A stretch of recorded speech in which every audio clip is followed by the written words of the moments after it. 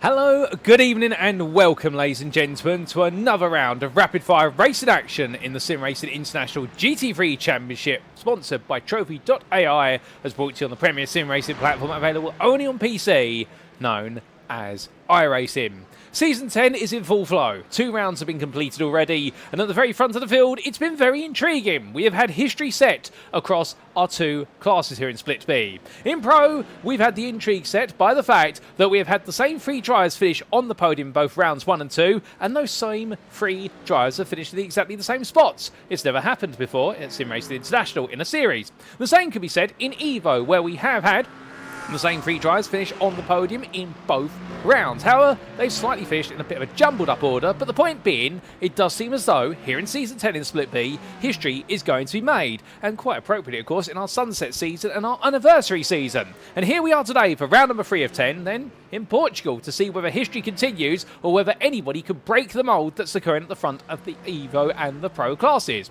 We're here at the Portimão International do Algarve, a circuit that is young in nature, having only opened in 2008, but it has an incredibly old-school vibe to it. Constant undulations throughout the entirety of the lap, a wide variety of 15 corners, many of them sweepers, others hairpins, and some extended straights as well. It's definitely a circuit that harks back to the likes of, say, the Nürburgring, Nordschleife, and also the likes of the Circuit Spa-Francorchamps, rather than feeling more at home with a modern circuit such as the Hockenheimring Baden-Württemberg or the Circuit of the Americas. A circuit that is loved by drivers and spectators alike for creating fascinating action. Over 60 minutes of racing tonight, we're definitely going to see all drivers take to it in full force and see what they can deliver. But where are my manners? Allow me to welcome you all to this live broadcast from Circuit Side. You're tuning in as of this Thursday evening, of course, to the Split Breed broadcast, available only on the SimRacing International YouTube channel. If you go to youtube.com and search for SimRacing International, you'll be able to tune in there. And remember, this is one of 2 broadcasts that are happening in parallel, the other one being for Split A, which is in the very capable hands of Darragh Thacker and Joe Glass. But here in Split B, not covering Elite and Premier, but covering what is Pro and Evo, you have myself. My name is Paul Walsh, also known as TX141 or Brit of the Split, depending on what media you follow me on, and I will bring you all your racing action as it unfolds over the entirety of the season for Split B. And here today we've got plenty of action coming our way, but as we make our way into round number 3, let's just give you a recap of where we currently stand and where all the points currently sit. Because as we make our way then into this round, last time out it was Circuit Zandvoort on the 2nd of October that played host. There in the Netherlands, well, it was the home heroes that came on strong, and in particular at the very front of the field, it was none other than Meno Bloem, who's made it back-to-back victories in the Pro class. And look very pleased with his performances. Meanwhile, fellow Dutchman and teammate Vincent Lodder had to once again settle for 3rd place, much like at the Hungary in round number 1, and Steven Codman splitting the two Dutch heroes in his machine. But meanwhile, in Evo class, well, it was Dave Collier who in the end brought home a memorable win, carving his way through the field, having started in a miserable qualifying performance of 14th place, but in the end stayed out of danger and got the job done. Second in the Evo class, it was Steve Rubino, who in the end we got to see a repeat of the Steve Rubino that we remember very fondly, of course, from what was Season 8 in the second half of the season, where he got all the issues and all the bugs out of the way and suddenly really started to deliver some incredible performances. And there was a bit of Dutchman on the podium, I should say, for the Evo class, because Denny Ploger managed to soldier his way to a 3rd place finish, even if it was a 2nd place, which was where Denny started. But heading into this round then, there's still plenty of rounds ahead of us, because this is only round 3. In a week's time, we'll be making our way to Mugello for a double-header in Italy, which will see the first half of the season capped at the Imola Circuit, or known in full, of course, as the Autodromo International Enzo e Dino Ferrari, and that will be on the 23rd of October. But plenty of rounds are in store, and as we head into this one, well, the question, of course, is how do the standings stand after 2 rounds of racing? As we alluded to, we have had very similar podiums across both our first 2 rounds. And starting with the Pro class, where as you can see, Menno Bloem, with a perfect score of 200 points, leads the way for SimRacing Team Lowlands 2 with back-to-back victories. Steven Codman, meanwhile, the English driver there for Axis Sim Sports Blue, he sits in 2nd with 2 second-place finishes. And poetically, it's 2 third-place finishes for Vincent Lodder for SimRacing Team Lowlands 1. And that's where we're seeing a very historical podium here. But will we see anybody break this mold today? Because I can promise you one thing, they haven't scripted it, even though I'm looking at my timing sheets right now, and you're not going to believe it when we go to qualify. And if the times stand by the time we complete this introduction, I'm definitely going to recommend you will buy a lottery ticket after this one, and I'll explain why very shortly. David Hutchison sits in 4th place, trying to break things up at the front of the field, the Axis Sport Blue driver, who has been on the pace of the top 3 in qualifying. However, in the race trim, it's where it's let him down a little bit, but he's been ultra consistent, finishing the top 5 in both rounds so far. Jared Love, well, the season open at the Hungarian was fantastic. However, for the DC Motorsport driver, Circuit Zandvoort was a bit of a reality check-up for the Mercedes AMG Evo driver, and therefore he'll be looking to go back to full force today. And if not, his teammate Peter Duke is definitely rising through the ranks. And keep in mind that Peter Duke put on a phenomenal performance at Circuit Zandvoort, finishing 4th place after the misery that was the Hungarian. We saw him exactly where we wanted to see him, and that was right back inside the top 5. Dean Sheesby for Moonshiners Racing Club, it hasn't quite clicked yet this season, so he's got a bit of work to do from 7th on 78 points, only ahead of Krista Starswell based on result countback, the Simcast Racing Team UK driver, making it 2 top 10s in a row so far. And then we do have Jakob Krafik and Simon Clifton completing your top 10. Adam Baker sits in 11th place, LS Racing, best of the rest, ahead of Mark Johnson, but only ahead on result countback, and that's how your top 12 in Pro stand. As the top 12 in Evo, well, here again, we can see some similarities. However, we have a top 2 on equal points. Dave Collier ahead of Steve Rubino, the DC Motorsport driver, only ahead of the Hobo Racing driver based on result countback, based on finishing times. It's so close between these 2 drivers right now, and Denny Ploger a further 30 points behind, who has had back-to-back 3rd places, whereas our top 2 have had a win and a 2nd place apiece. That's why we say we are really seeing history here and repetition in full effect. And can anybody potentially break up the mould once again? Well, we'll soon see. Because Rob Gregg would love to. However, what worked out very nicely in round number 1, in round number 2, Circuit Zandvoort definitely proved to be a bit of his undoing. Martin Brandon, well, he's had 2 very different races. The Hungarian was very static. Meanwhile, at the Circuit Zandvoort, he carved his way all the way through the field to a 6th place finish, and that's why he's on 120 points, equal with Rob Gregg.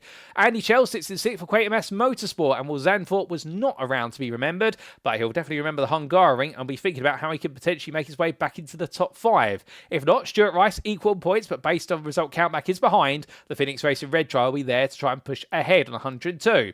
It's Alex Boniface, 102 points as well. 3 drivers on the same number of points here after 2 rounds. I mean, it's not uncommon, but this is getting a bit crazy, folks, with regards to how these standings are standing. But the DXT Motorsport Zemex driver is 22 points ahead of Callum Morrow. Speaking of which, the LS Racing driver, he'll have his rank supplemented in the Evo class state, as we will be seeing Eduardo Andino joining the Evo class. I'm very happy to see him there in the LS Racing team, going racing amongst his peers. Matt Stace completes the top 10 of the Evo standings with 68 points for Flatline Racing, and then he is 14 points ahead of GPX SimSport Vertex's Gareth Newton, with Paul Maffey rounding out the standings there for Phoenix Racing Red. So that's how the top 12 stand in our Drivers' Championships, but what about in the Teams' Championship? Reminding you, of course, that in the Teams Championship, this is where it's across both classes. So you've got teams that have drivers in both Split A and Split B, some purely in Split B and some purely in Split A. And what we can see here is the way things are shuffling. Well, the intrigue is that Vulcan Motorsports are leading the way at the moment. And, well, it's Vulcan Motorsports Red in particular who hold on to that lead of 332 points to the 328 of DC Motorsport. Only 4 points between the two teams.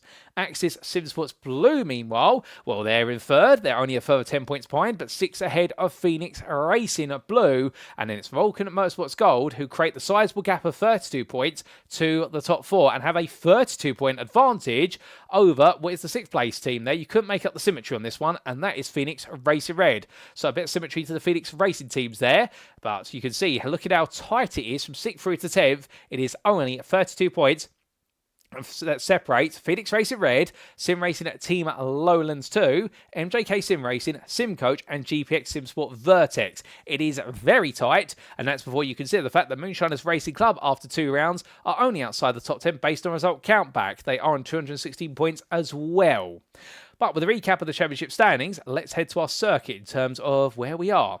We are, of course, at the circuit that's more commonly referred to as the Portimão Circuit, and that's in reference to the local city of which it sits in the Faro district of the Algarve region of Portugal. 2.85 miles in length, 4.59 kilometres if you prefer the metric units, and as we can see from the brilliant circuit map of the Grand Prix course, a big thank you to iRacing.com for their fantastic simulator and the circuit map that come with it, it is a circuit that really does blend together a huge amount of corner variety. But what's unfair to the circuit's credit is that a two-dimensional image doesn't show you all the interlocking undulations and elevation changes that really bring the Portimão Grand Prix circuit to life and make it an incredible circuit. And that's also before you consider the circuit width has been designed intentionally to offer 3-4 wide racing at the best of times into most corners. But will we see any of the drivers go 3 or 4 wide here today? That's going to be a question which we'll be very keen to see an answer to. But let's make our way back to the circuit side then and see how qualifying is playing out, given the fact we've got the best part of 15 minutes left to go here in qualifying, and well, right now as our drivers make the way on through, well, the intrigue is the reason why I said you might as well go buy a lottery ticket, ladies and gentlemen. Remember what our top 3 was in the pro class of the standings coming into this round. Meno Bloem ahead of Steven Codman, ahead of Vincent Lodder. Look at the qualifying standings right now. It's Bloem, Codman and Lodder. It is absolutely, right now, a story whereby these 3 already have been defining how the rest of the field has followed on through. Adam Baker, to his credit, is only what is 300ths off of Lodder's 3rd place time at the moment. So Baker, I think, is trying to break the status quo here and, well, trying to inject a little bit of variety into how the standings stand. And we look forward to seeing what he can do. Meanwhile, in Evo, it's Steve Rubino who's on fine form, and this is a bit different from the norm because typically we have seen that Steve hasn't been the fastest in qualifying. He's normally been 2nd or 3rd best. But many of you may remember when we did visit the circuit in previous seasons, he was very strong here in his Ford Mustang, and therefore I think the confidence is starting to brew in. Albeit back there, I believe it's actually the BMW M4, unless I'm mistaken. But powering his way along the start-finish straight here, down towards turn number 1. Well, for Steve Rubino, it's going to need a bit of time, but hopefully he'll be feeling as though he can get the job done here today. And if so, the confidence will be that he can put himself back to winning ways. Jan Nagy, currently 2nd here. Well, he had a very good qualifying performance in the last 2 rounds, but the last 2 rounds have not been favourable for him over a race distance. And could that be the story once again here today? Because it definitely has not been a season so far where the qualifying has been matched up to by the race performances. But we will wait and see. And meanwhile, we look all the way to the very bottom of the tower at the moment. Every driver has set a valid lap in this 60-minute qualifying session thus far. And on his debut for Season 10, here is Eduardo Andino back to the grid once again, having competed previously in Seasons 8 and 9. But the LS Racing driver is here in the Porsche 992, door number 17. And we're very happy to see him here and look forward to seeing what he could achieve. Albeit he's going to need to find a bit of time out there as he's on an out lap at the moment and very firmly in the tow of, I believe, that is the DC Motorsport Mercedes of Jared Love as they charge their way down the start-finish straight. As they head in towards turn number 1, We do say hello to a good number of you there in the YouTube chat, and don't be shy, feel free to say hi if you haven't already. We say hello to Soup is Nasty, and I do have to wonder what kind of soup is nasty there, because some are good, some are bad. Do give us your take the Soup is Nasty if you're there, or whether you're just not a fan of soup in general, that's completely okay as well. We also do say hello there to none other than Mike Barber 2011, who's cheering on Andy Chell. And speaking of Andy, well, right now he's out there in the Quatermass Motorsport Aston Martin Vantage Evo, as he currently sits in 9th place in the Evo class here and is trying to find a bit more time. We also say hello there to Akoa Bai, I believe that's how you say it, and well, there to help cheer on Nick Stubb alongside Super Nasty, and saying that for Nick Stubb the last 2 races haven't been great for him, and indeed that is very accurate. Stubb has had 2 races that have definitely not clicked together. Here he is currently in 10th place in the qualifying order overall in class, and he'll be hoping for a bit more in this one as he roars his way through turns 1, 2 and 3. We also say hello there to Taito Nation, or in other words, well, that's none other than James Howarth. And, well, we do see him out there, I believe, as well, as he roars his way around the circuit, or do we? Well, we're trying to find him at the moment. Might be going a bit blind here, to be fair, because we've got 49 drivers in attendance. It is a very crowded circuit, but if we do see him out there, it'll be great to see. And, in fact, he's in the pit lane at the moment. The car's parked up there, as you can see, for Dexterous Motorsports. As he gets himself set, and well, everyone absolutely itching and ready to go racing. I do see Super's Nasty there saying, Super's watered down food, flush it down the toilet, he says. Well, Mark DeVries there flushes a lap down the bathroom as well, because he goes straight into the barrier there, coming out of turn number 4. A very easy mistake to make, and that's going to be a tow to the pits of the SimRacing Team Lowlands driver, as meanwhile his teammate, Mark van Mulken, is not too much faster. So both drivers there, well, they definitely both seem to be trying to pick this up as best as they possibly can. But we'll see what they're going to be able to do, as meanwhile Tim van den Ham, well, he roars his way on around as he makes his way down through what is turn at number 14 and in towards 15. Well, right now he's currently the 7th fastest out there, and we can see SimRacing Team Lowlands trying to work together here to try and prop their drivers' lap times up and find a bit more pace over the distance. How it's going to be easy said than done when you consider the fact that around here the circuit definitely right now seems to be rubbering in quite nicely, and these lap times are really starting to reach the precipice. But in terms of the weather conditions out there, can we get the weather up on screen? Yes, we can. There we go. And what we can see is the fact that we do have a relatively nice ambient temperature of 21 degrees centigrade, a track temperature of 26 degrees centigrade with 49 cars out there in qualified trim. That might increase a little bit as the day goes on, but with these clear skies as well, we're not expecting track temperature to really fall. We're expecting it to stay relatively moderate, and these are quite ideal conditions for going racing in, to be fair. Anything above this, once you start pushing above 30 degrees centigrade, your track really starts to offer very little grip, 40 or more, and it is an ice rink, as they say, which sounds contradictory, but believe me when I say it, when you're on an ice rink, you're sliding around everywhere, and it will feel that way, particularly on a boiling hot circuit, as that was a spin that we did catch out the corner of our eye. For Steve Rubino, who went around, the Hobo racing driver, has got himself back pointed to the right direction now, but definitely a mistake there, which is easy to make, but he gets himself back together immediately.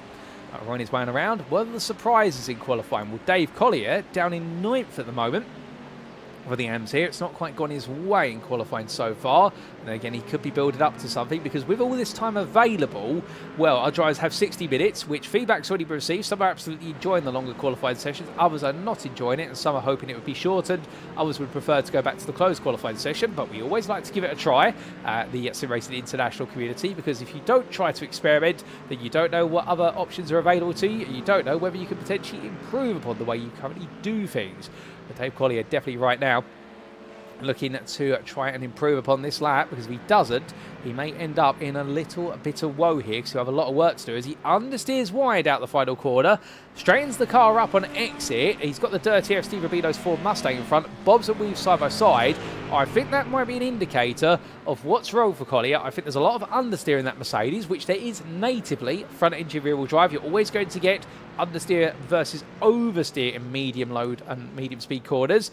But for Collier, it does seem to be that Mercedes right now is refusing to turn in, and that is really hurting his lap times. And around here, you do need a car that can turn quite comfortably, because if you don't, you're going to find with a lot of these high load corners, particularly the likes of turns 6, 7 and 8, which are after the hairpin that Collier is coming down into, it's a circuit which is unrelenting. You lose a lot of time if you can't get the car pushed through the apex. Now naturally, what he can do to try and improve upon that is he can take is some of the rear wing off the car. That will naturally cause the rear to become a lot looser. The only downside of that is he takes away a lot of the rear stability, and well, that's stability that he will want. So other things he can do, he can raise the rear ride height of the car, so it pitches the car forward with regards to its aero balance. That's a good way of doing it, but again, he has to be wary of the fact the rear of the car now will feel much lighter compared to the front of the car. One of the other things he can do on top of that is move the brake bias rearward, so when he comes off of the brakes, the rear brakes will essentially help push the car around the corner. But it's going to be interesting to see what he does there to dial it out, or whether he's just not found the momentum or the rhythm, which is always a prospect. Now, we do say hello to Stephen Wilkinson there in the YouTube chat, who is cheering on the Simcast Racing Team UK outfit, and says the BMW is going to struggle. That's the M4 Evo, but anything can happen. And we do have 2 Simcast Racing Team UK drivers out here, including David Pilcher, and we also do have out there none other than Pilcher being in the Evo class, and in the Pro class we do have none other than Krista Starsmore.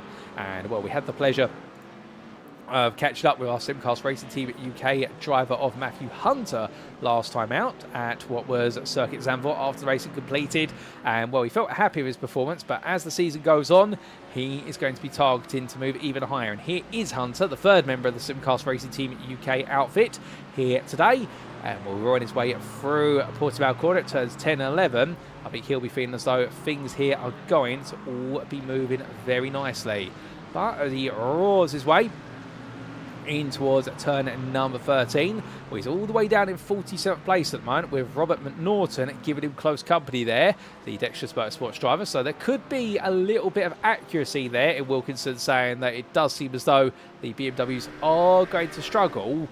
But, well, we will see what is going to be the whole nature of this with regards to whether it's going to be a struggle or whether they find a way through. Because Starsmore is finding a way to get himself very close to the top 10, as Meno Bloem, meanwhile, has had a bit of a moment. It would seem it turns 1, 2 and 3, and he's invalidated his lap with a slowdown. So that is going to mean that this one's not going to be an improvement. But he may get another opportunity to try and improve a little bit later on in this qualifying session. Still, speaking of qualified sessions, we've got drivers all out there on laps, but the thing we should be doing is getting you an on-board lap, ladies and gentlemen, of what it's like to deliver a good lap around the Portimão Circuit, or at least attempt to, because every time we jump on board with somebody, normally it does end up with that driver ending up not necessarily in the barrier, but having a bit of a moment. Well, thankfully, we have got some drivers on their way round, and one of those drivers is on their way round to go onto a new flying lap shortly is going to be the McLaren of Jason Hodgson. So let's jump aboard and see what it's like to do a lap of the Portimão Grand Prix circuit. So we're on his way down towards turn number 1 at the best part of 264 kilometers an hour. He goes onto the brakes, dropping down to 3rd gear, flat out down through turn number 2, balance the car as best as possible, and now gets it on the entry curve on the left hand side, hard on the brakes, and through turn number 3. So immediately back on the throttle from 1st gear into 2nd gear. Rear of the car will now pitch up and over as he upshifts to 3rd to quieten down the wheel spin. And as he now makes his way down the hill, it's in towards turn number 5 at the hairpin.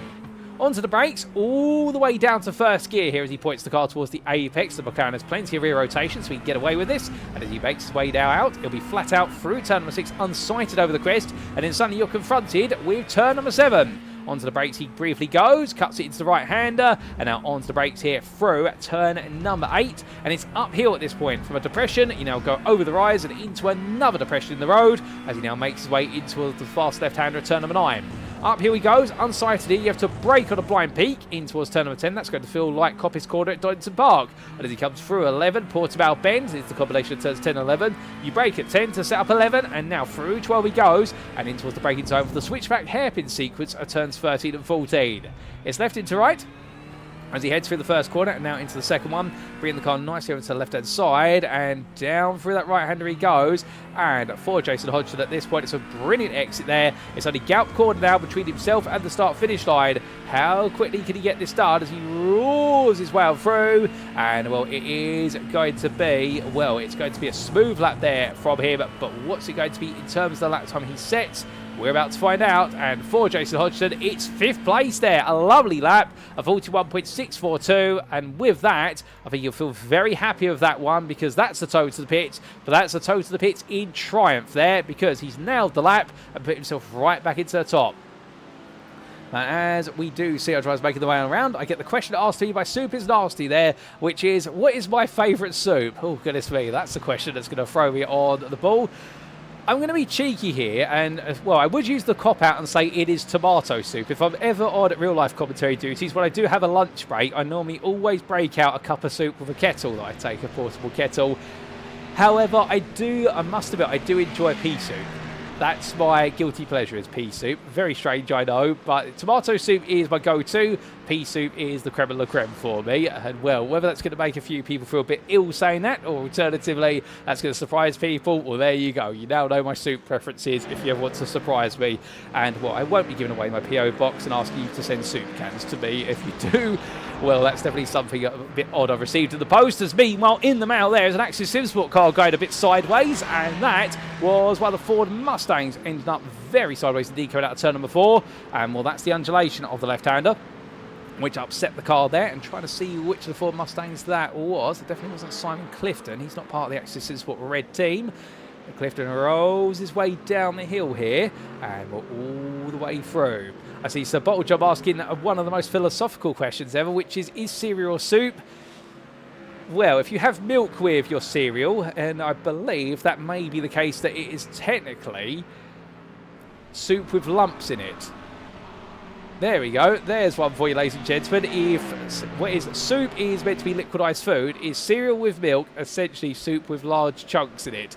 Next, we're going to be asking the questions, is a set of stairs an organised hill, or is a hill disorganised stairs? Well, we're going to be doing a lot of philosophy today here at the Algarve Circuit, this qualifying session with 4 minutes to go. Let's not let that distract us, though, from going racing. And it was Steven Codman who had that big slide only months ago, coming out of turn number 4. And, well, again, because of the way the road undulates, that's what will have sent the car sideways. And he's going to have to now try and find a way to get this back together, because he's not got long left, and he needs to find a way to dethrone Menno Bloem, who right now is on course of back-to-back pole positions. He didn't quite make pole position at the Hungaroring.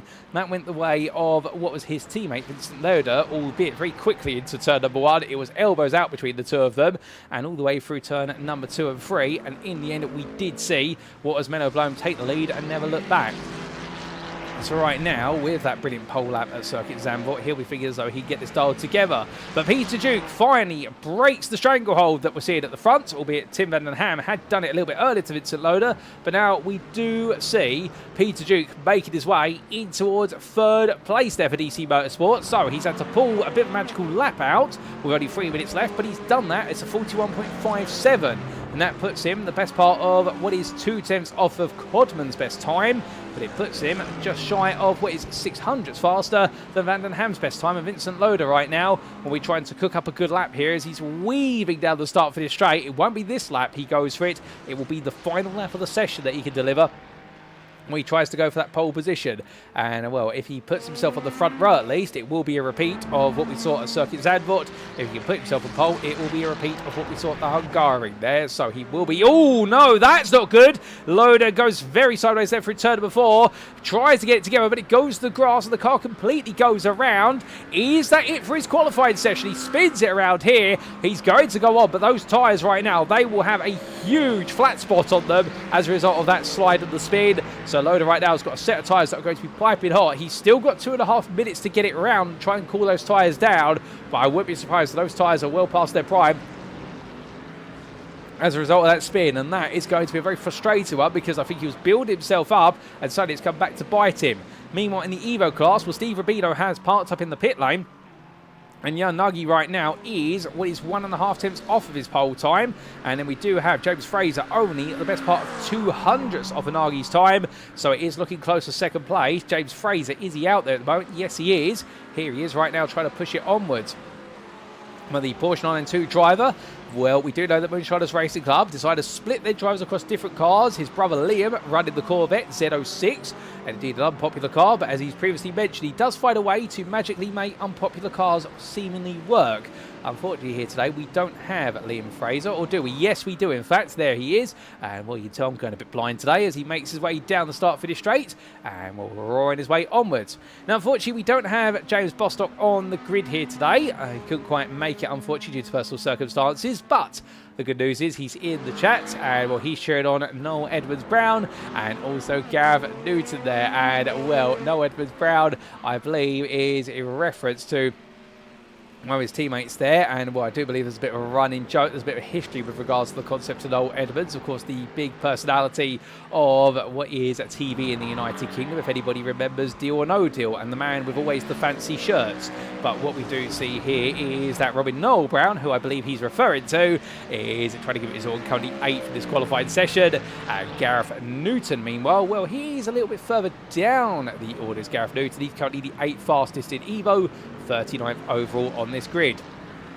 All these drivers coming up through, and I've learned something new there about the fact that Dutch do love pea soup, and Super's Nasty really giving us some insights there into Dutch cuisine. I absolutely love it here. Well, ladies and gentlemen, never say we don't give you an education here at SimRacing International. You can be tuning in to live qualifying for an upcoming race, and you can be finding out all about both soup preferences and also asking yourself philosophical questions with regards to cereal and soup, and also find out what the Dutch like to eat. But speaking of the Dutch right now, what Vincent Lodder would like to eat would be a pole position lap, but he's absolutely fried himself at this one. I don't think it's, however, going to come quite together as he makes his way in towards the last couple of corners, because so far in this lap for Lodder, it has not been a personal best Sector 1. Sector 2 has been a personal best. He's in Sector 3 at the moment.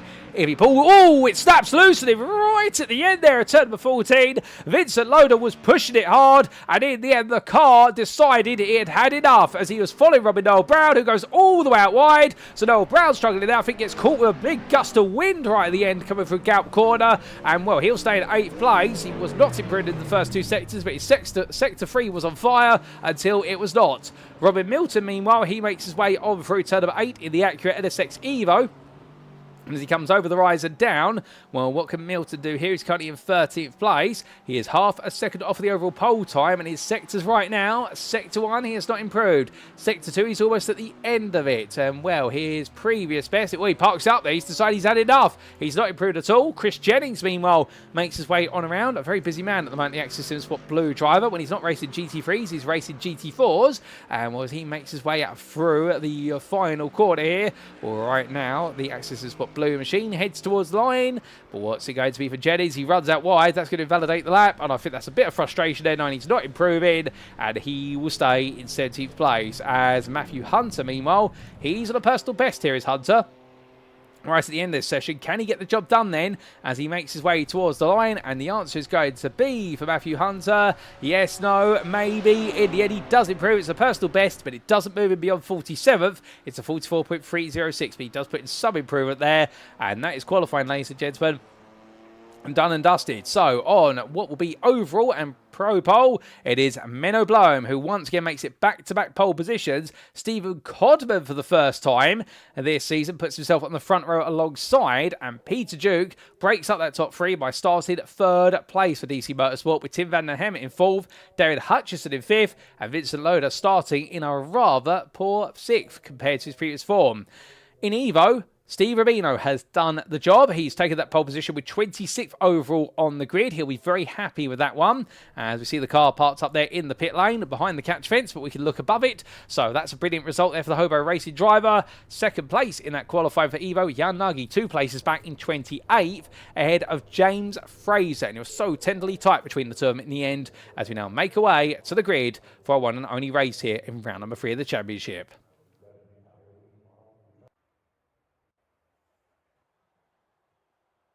So as all of our drivers make their way onto the grid, this is how they'll line up for what will be round number 3. Well, it will come up very shortly, our grid, ladies and gentlemen. It's just taking its time as it wants to pop up on screen. In fact, it does seem to be refusing. In fact, the reason it's not popping up is because I'm getting forgetful. We have a 5-minute warm-up session. I do apologise for that. It's been a bit of a long day. But as all the drivers get themselves set, well, right now we've got plenty out there as we do look to what is our drivers heading out of the pit lane, including Jovan Hurag, as he makes his way on down. And we say hello to Andy Chell there, who gives me the reminder in the YouTube chat. And thank you, Andy. We do have a warm-up coming up first. Goodness me, I'm getting ahead of myself here. I'm so eager to go racing that I'm getting forgetful. But I'm sure that my brain will gradually click things together as Hurag makes his way on around. And I hope you're doing well, good sir. And all set for going racing. as they all make their way on around. Well, it does seem as though right now a few drivers there making their way back to the pit lane, including Hurag. We see Jamie Bardwell out there, and for Jamie Bardwell it has been a season so far of mixed results. I think Zandvoort definitely was a huge shunt to his performance compared to the Hungaroring, but I think he'll be feeling as though, you know what, we just got to take it one race at a time, and if he does so, well, that's how you gradually make your way up the order as the number 162 driver right now. Well, if any of you remember, in the pre-season event at the Hockenheim Ring, it was a very good performance from Jamie Bardwell. Really enjoyed a lot of battling, but since then, since the pre-season, it's not quite gone his way, and I think that's been a bit of a frustrating one with regards to the fact he showed so much promise in pre-season, and now the first two rounds have not lived up to the hype. However, that's sometimes the way it goes. You've just got to try and forget those results and think to yourself, okay, what can you do?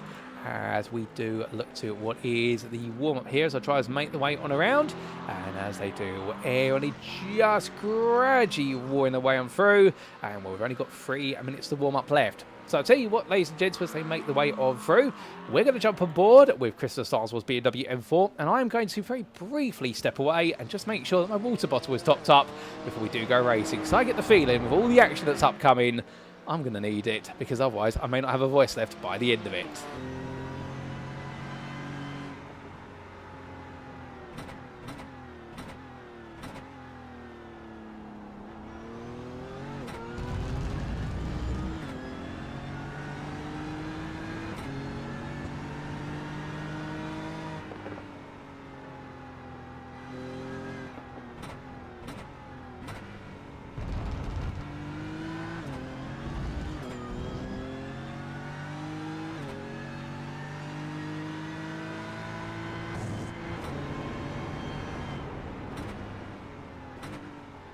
And I'm back, ladies and gentlemen, and there we go. Dujevu says the reducer. Indeed, we have reducified here in the quarantine booth. Is that going to be a term? You know what? We're coining that term for the rest of this. Thank you, Dujevu. That is absolutely brilliant, as we've been riding on board with Crystal Starswell's Simcast racing team at UK Machine. He decides to park it up and take it easy, makes his way back to the pit lane. With us reducified, I can imagine that Starswell might be juicified himself right now.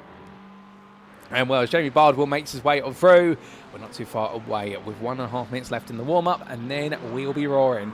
We do see there as well what is Cry Fuels cheering on Mac, and that being in reference, I believe, unless I'm mistaken, to, well, definitely a driver that he supports, and my brain has just gone slightly blank with the name there, but as they head on around, we also say hello there to LS Racing, or Lame Sheep Racing's official account, cheering on the team, and one of their drivers being none other than Adam Baker. It's up the hill right now, and we're having a reasonable qualifying performance. He'll be happy with that. He won't be happy with that big slide. I don't know if you noticed it there. The car was already going as he made his way into the braking zone up the hill in towards turn number 10 at Portimão corner, and from that point onwards, he was really a passenger trying to tame his steed, but he managed to get it to calm down in the end, but not without a very big slide there. That's the way it sometimes goes, the Porsche 992, a bit of a pendulum effect on that rear end, and once the rear starts to slide, well, it's very hard to captivate from that point onwards. You've got to power through it. Alternatively, you've got to do a lot of counter steer work. What is it they say? When it's front engine front wheel drive, on oversteer, you put the foot down and it straightens the car out. On what is rear engine rear wheel drive, alternatively front engine rear wheel drive, you need to lift off the throttle and gradually straighten the steering wheel out as best as you can. But as Baker comes across the line, and we do have Tim van den Ham in the pit lane as well, well, coming all the way down into the braking zone here for turn number 1, and well, Krista Helsoy there saying, me being on the juice would explain a thing or two about my energy levels on the commentary move. Oh, goodness me, Krista, you definitely have made me giggle a lot on that one, I can tell you that, although I'm going to try not to break character, neither will our drivers, because it's time, ladies and gentlemen, to head to the grid for our one and only race here at the Algarve Circuit.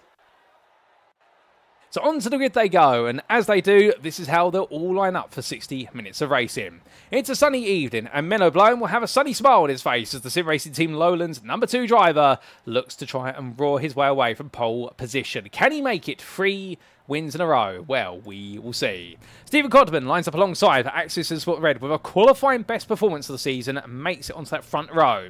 Then we have DC Motorsport's Peter Duke, who lines up third. He'll be very pleased with that to have broken the stranglehold that the top three in the championship have had over the top three spots of the grid. Tim Van der Ham starts fourth place for Sim Racing Team Lowlands 2, and he will be joined then behind on row number 3 by David Hutchison for Axis Motorsports Red and Sim Racing Team Lowlands number 2's Vincent Lodder. We then have on row number 4 Jason Hodgson for Phoenix Racing at Green. A great lap from Jason Hodgson. That on-board lap, it moved him to 5th, but in the end he settles to 7th, and the American driver will be in the company of Robin Noel Brown. The GPX SimSport Xenon driver, he will be feeling as though this could be a great opportunity to try and move forward. The formation lap gets underway, and as it does, Jared Love will be starting at 9th on this grid for DC Motorsport, just ahead of Adam Baker for LS Racing. That's your top 10, and will the Lame Sheep Racing account there, we'll be very happy to see one of their drivers inside that top 10 or thereabouts. And he did it, in fact, well, the best part of 300s with Nick Stubb for Vulcan Fasters by Glasstech. Well, he definitely had a wounding race at his home circuit last time out, and the Hungarian was not too rewarding, and qualifying has held him back here today, 11th place, but can he move forward quickly? We will see. Simon Clifton starts on the 6th row as well, 12th place there, and from him we'll then have Robin Milton for Phoenix Racing Green and Mark Johnson for Axis Motorsports Red. Then in 15th place it's Christopher Starsmore, who manages to get a top 15 out of the BMW M4 Evo in qualifying. The team reckon they're going to struggle with the car here today. Will it be the case, or can Starsmore pull off a miracle? Well, if he doesn't, Liam Fraser will be right there to capitalise for Moonshiners Racing Club. We then do have Chris Jennings starting 17th for Axis Sport Blue, ahead of Klaas Vellen for Phoenix Racing Green. And round off your top 20, it's Dean Sheesby for Moonshiners Racing Club and Adam Smith for Euro Titans Endurance. Outside the top 20 then, we make our way into the next portion of the grid, and as we do, we see starting 21st, it's Jamie Bardwell, the privateer, just ahead of Mark De Vries for Sim Racing Team Lowlands 2. Jaco Krafik starts in 23rd place, head of Mark Van Vulken, the Sim Racing Team at Lowlands 2 driver, ran off row 12. And on row 13, we see the end of the run of what is pro drivers. James Howarth being the last of those pro drivers in that long run for Dexterous Motorsport Zemix. And then it will be Steve Rubino who takes the Evo pole position. The Hobo Racing driver will be ecstatic about that one. A brilliant effort from him. We then have Robin Pownier for Sim Coach starting this one in 27th place. And then we will be seeing what will be from him, the second of our Evo drivers of Jan Nagy. He starts in 28th. We'll then be seeing our drivers, not another than James Fraser, third the Evo drivers, starting in 29th. The Moonshiners Racing Club driver then being followed up by the pro driver of Jim Fox. 31st, it's Fotis Katios ahead of Splitstrat East, ahead of his rivals, because the Splitstrat Esports driver will be then joined by Ross Young, who starts 32nd, and the Scotsman will then have the Dutchman Victor Van Ziest starting in 33rd for NJK Sim Racing. Denny Ploger for NJK Sim Racing joins his teammate on the 17th row of the grid, with Philip Harris 35th for Euro Titans Endurance and Stuart Rice 36th for Phoenix Racing Red. He's got a lot of work to do. And then we see Andy Chell for Great Mass Motorsport, 37th on this grid. Not the qualified performance he wanted, but a different circuit there may not be rewarded him as kindly. Rob Gregg begins this one in 38th place for Moonshiners Racing Club. And then round off your top 40, it's Gareth Newton for GPX SimSport Vertex ahead of Tom Cordy for Phoenix Racing Green. Outside the top 40, we continue on through, and as we do, 41st, it is Jovan Hurag for Darkwing Racing Purple. A difficult qualifying performance from him, much like Cordy. They're well out of position, the pair of them. Dave Collier starts 42nd for DC Motorsport ahead of Paul Maffey, with the Phoenix Racing Red driver just Pippin Eduardo and Dino to 43rd. The LS Racing driver on his debut for this season, 44th, ahead of David Pilcher for Simcast Racing Team UK, and then it'll be Sinui Alvarez for 9 Pegasus Panther in 46th. Final full row of the grid is Matthew Hunter for Simcast Racing Team UK ahead of Robert Norton for Dexterous Motorsports Quem, and last but not least, 49th on the grid is Martin Brandon. And like that, take a deep breath, because, ladies and gentlemen, it is time for our drivers to go to the green, and for Menno Bloem, he will take us away for 60 minutes of racing here in round number 3.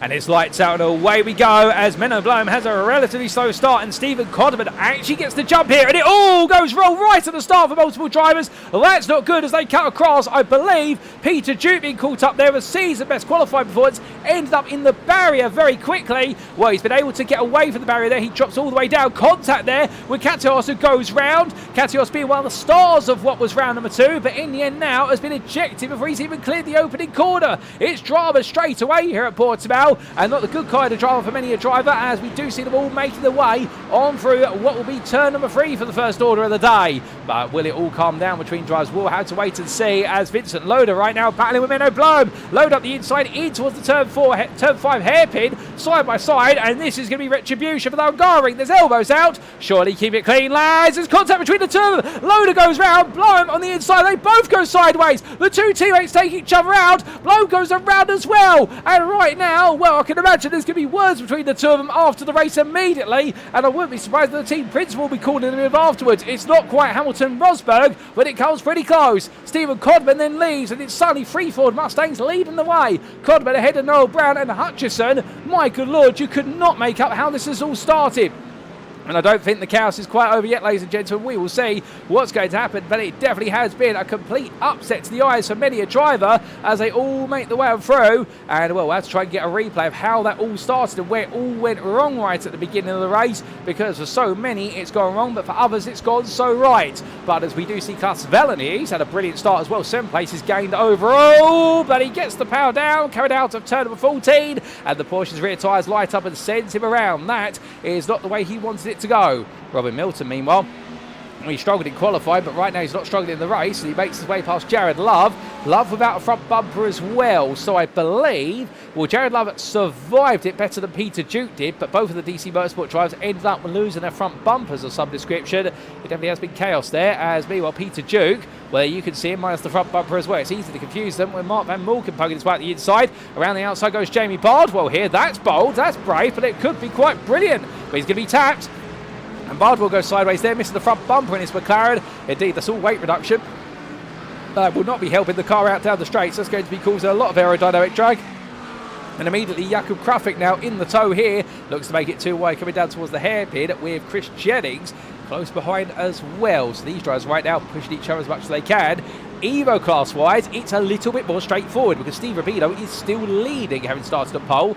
James Fraser, meanwhile, he's had a lightning start. He's moved up into second place. Ron Powdy and Fotis Katios are battling just behind him there, as we do see Powdy defend on the inside of versus Katios, coming out of the corner, and will over the crest, and down they come. And right now, the split straight esports driver on the inside through that left-hander. Well, they're still going to be too wide up the hill. This is the fight for 21st in the pro class, or what for them is 23rd overall. And Powdy managing to hold on to that position for now. The Corvette Z06, that definitely here today seems to be a car that doesn't quite have the pace compared to some of its peers, but that's the way it sometimes swings. The BOP, it gives and it takes, but otherwise you would have one car dominating the way all the time if we didn't have a BOP.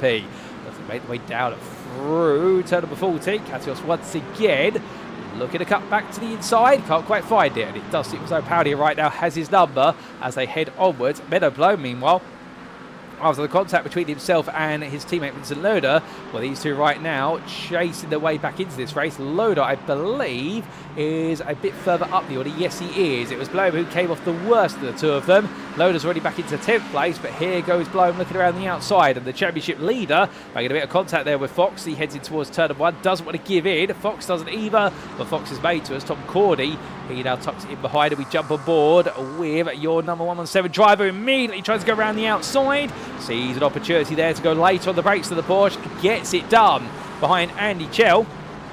He's had a great start to this race. 2 places gained in Evo class, 7 overall. He's up to 4th in Evo, so he's made some great ground as Meno Bloem has got a slowdown penalty for track limits. He's going to have to serve that soon as Chell dives up the inside there of Fox. Right now, Andy Chell really getting himself absolutely locked into this, but a lot of wheel spin there means that Fox will get the better exit out the hairpin. These two will be side by side over the crest and down. I think right now his teammate who'll be on the radio to him, Mike Barber, who's not on the grid for this season. It's only Andy Chell from Quatermass Motorsports. Oh, that's a lot of traffic there, and everybody has to react very quickly. Who's that? That's Jan Nagy, the man who was in third place in Evo, suddenly has gone sideways there and has been turned around. Well, I'm not quite sure how he's been turned around, but he has been collected, and suddenly Chell's up into third in the what is the Evo class, and Collier's up into fourth. There's a bit of a sideways moment for David Pilch, who's coming through the field. And the Simcast Racing Team UK driver, well, right now I think he's been given a lot of motivation with the way this race has gone, because he's now cutting his way through the field as there's been a lock-up of some description from somebody just in front. Car parked up there. That's Robin Powdy who's parked up. He's waiting to rejoin, but he's been escorted off the road, and we've got a lot of replays to bring you, ladies and gentlemen, at some point. Back to the front of the field, meanwhile, Steven Codman, well, right now he is leading this race by 1.3 seconds over Robin Noel Brown, and Darren Hutchison, meanwhile, is there with him. But Access Sport Red would love to make this a 1-2 if they can. Stubb, however, well, we did see many of you talking about in the YouTube chat earlier the fact that Stubbs had 2 nightmare rounds so far. This one is not a nightmare. This is a dream come true. He's already up into 4th place. He just picked off Adam Baker, we saw there, coming through turns 3 into 4. Stubb is flying right now. He's not quite on the pace of Codman, but he is on the pace of Noel Brown and Hutchison, and he is looking very quick indeed. And now the question will be, in the deal or no deal terms, what has he got inside his box right now, inside that car? Well, he's definitely looking at a very quick car, and he's looking at the top prize here if he keeps this up. And we do know that Stubb is a very quick driver when he's having a good day, because he has blown away the competition in previous championship seasons in terms of individual rounds. But as he gets it back together, and we do say hello there to Jan ten Bak, who says, Menno, just focus. He just wants his teammate to calm things down. Now, speaking of things calming down, we take a look back at the race start, ladies and gentlemen, and exactly what happened at the start with Jared Love and Peter Duke being at the epicentre of all the madness. So we went green flag racing as they went away. Watch yourself for what was Duke. So that's interesting. So I think we did have Van den Ham and Duke sort of swipe into each other as they got away. Can we get a better perspective of that? Perhaps when Van den Ham's on board. That might tell us a lot here. Right, this is on board with Van den Ham. Let's listen in and just see what happens.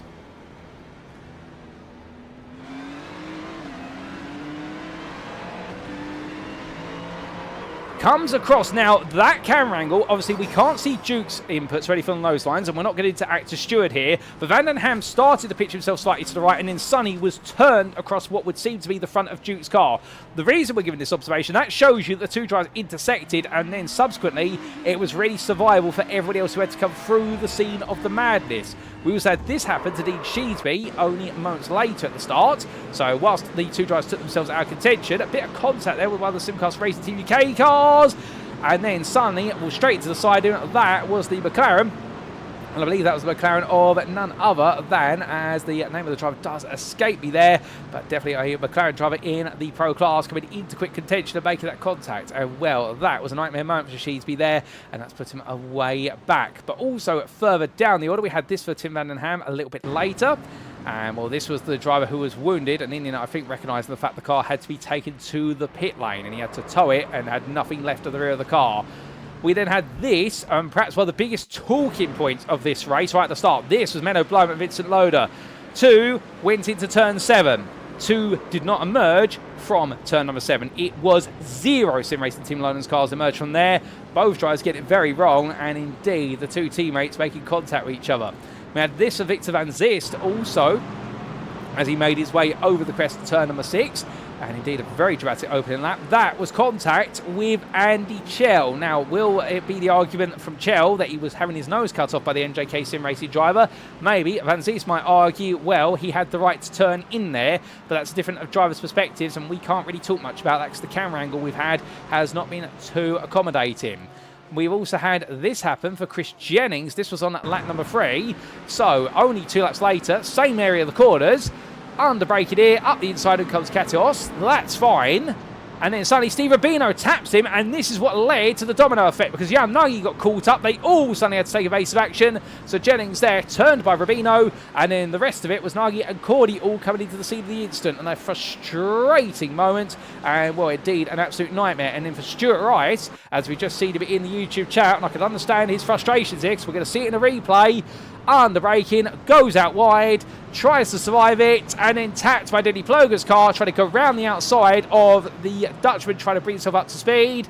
And Rice just pointed in the wrong direction. At this point, I can imagine that for Stuart Rice, that's definitely a moment in the race where you start to think to yourself, it's all gone wrong.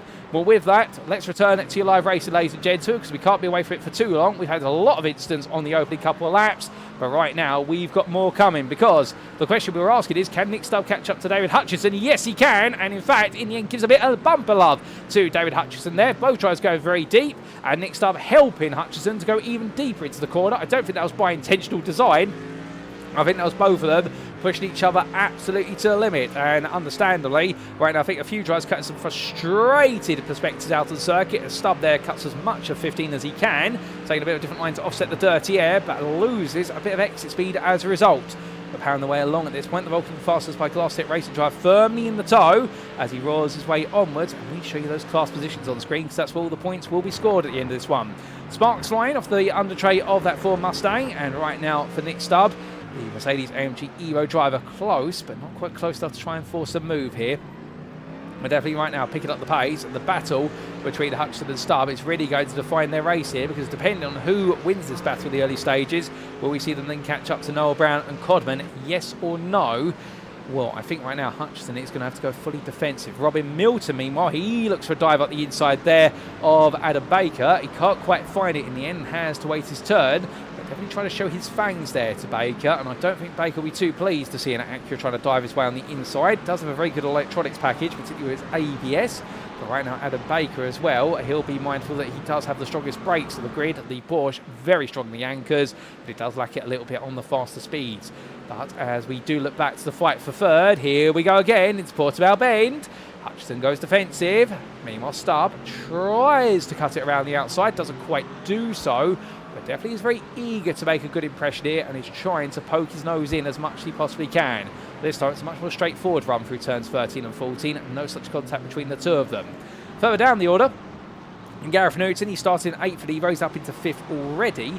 He's having a very fun run of this race. He is moving forward at a good rate of knots here as he makes his way with the crest and through. As he does, Jan Nagy, the man who started in 2nd place, well, he got turned around, of course, in that instant earlier on, and he's trying to recover his way in. Philip Harris, well, Harris is enjoying a nice little run here, having started 35th overall. He's up to 30th, that is 26th in the Pro class, having qualified as one of the lowest Pro drivers on the grid here today. Well, right now, he's picking up some points and picking up some pieces as he roars his way down through turn number 14. His next target is going to be Tom Cordy, who is the best part of what is 3 seconds up the road. The fellow McLaren driver there, not too far away. And for Philip Harris right now, it's just get your head down and get on with the job. Now, the McLaren we were talking about earlier that was involved in that contact, well, here's the explainer, because it's missing the front bumper was Jamie Bardwell's McLaren. His name was in my head, it just escaped me. And well, we can see there, cutting up the inside will be Jim Fox. But it's not enough for Fox there. He's close, but not quite close enough on the brake. And there's Menno Bloem. Now looking to go around the outside of Fox here.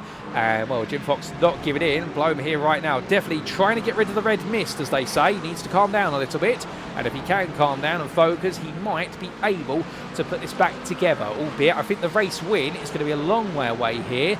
Never say never as Fox tries to come back. Klaas Vellen looking around the outside as well. Vellen with the spin on lap number 1. He's on the attack, doing everything he can. And well, roaring his way on out of turn at number 5 right now. Vellen definitely on the attack as we jump aboard the dashboard. Chip on the windscreen there, but that doesn't stop our camera from picking up this exciting action. Through turn number 7, in towards 8. Looking around the outside, the Phoenix Racing green driver. Good cutback. It's not enough as he makes his way over the crest. In towards turn 9 they go. On that outside, he's going to try to hold it to the inside. But the problem is you've got so much circumference to go through that you're essentially doubling the length of the corner. Wellen now looking around the outside here. He's literally poking left, right and centre. He could be an acupuncturist here with the fact he's poking it everywhere over the back of what is Fox. It dives inside. That's a bit bold. Klaas Vellen does get it stopped in time. Fox has to be very obliging there. Well, Fox won't be too happy about that one because Klaas Vellen definitely there sending the message, which is I'm getting through. Be ready for it. And Tom Cordy at this point now trying to look around the outside and, well, making his way all the way down and through. It's going to be Cordy who is right now trying to be the beneficiary of all the madness between the two Porsche drivers. But he looks one way, then looks the other. Can't quite find it at the moment. Meno Bloem, meanwhile, going down the start finish straight. He's going to claim another driver. That's Jamie Bardwell. He passes, moves up into 21st in the pro class. As Tom Cordy outside of turn 1. That's not always a happy place to be if Fox has got a nose ahead. And, well, in the end, he does manage to find a way to hold his position with Andy Chell queuing up behind. But in all the queues, Eduardo Andino here, he's in 11th right now. He started in Evo. He's all over the back of Sinui Alvarez. Alvarez started in 13th of the class, has made up 3 places, so both doing very well. Well, it's the battle of the Porsches here to fight for a top 10 spot in the Evo class. And right now, it's Andino who is the aggressor. Paul Maffey a little bit further behind. He'll be watching this and figuring out how he can potentially get involved and help out his teammate of Alvarez. Well, he's going to need just to be a little bit closer if he wants to be able to do so. Now, we do say hello to Stuart Rice in the YouTube chat, who's in the pit lane with the car after the contact he's picked up. I do believe the car may have had to be retired from the race, and saying unfortunately blocking in qualifying, and in the end a bit of contact with Denny Ploger, and then all finished off with an unsafe rejoin, which found quite cool, which has taken him fully out the race. Well, I'm sorry to hear that, Stuart, but sometimes that's the way it goes, and all I can say is it's not necessarily reflective of your entire season, good sir. Even though it may be your favourite circuit today, but sometimes it's our favourite circuits where everything goes wrong because we're hoping that everything will go right. Eduardo Andino, meanwhile, gets it absolutely right there versus Sinui Alvarez as he takes the place in Portimão Bend, up into 10th place in the class now, moving forward.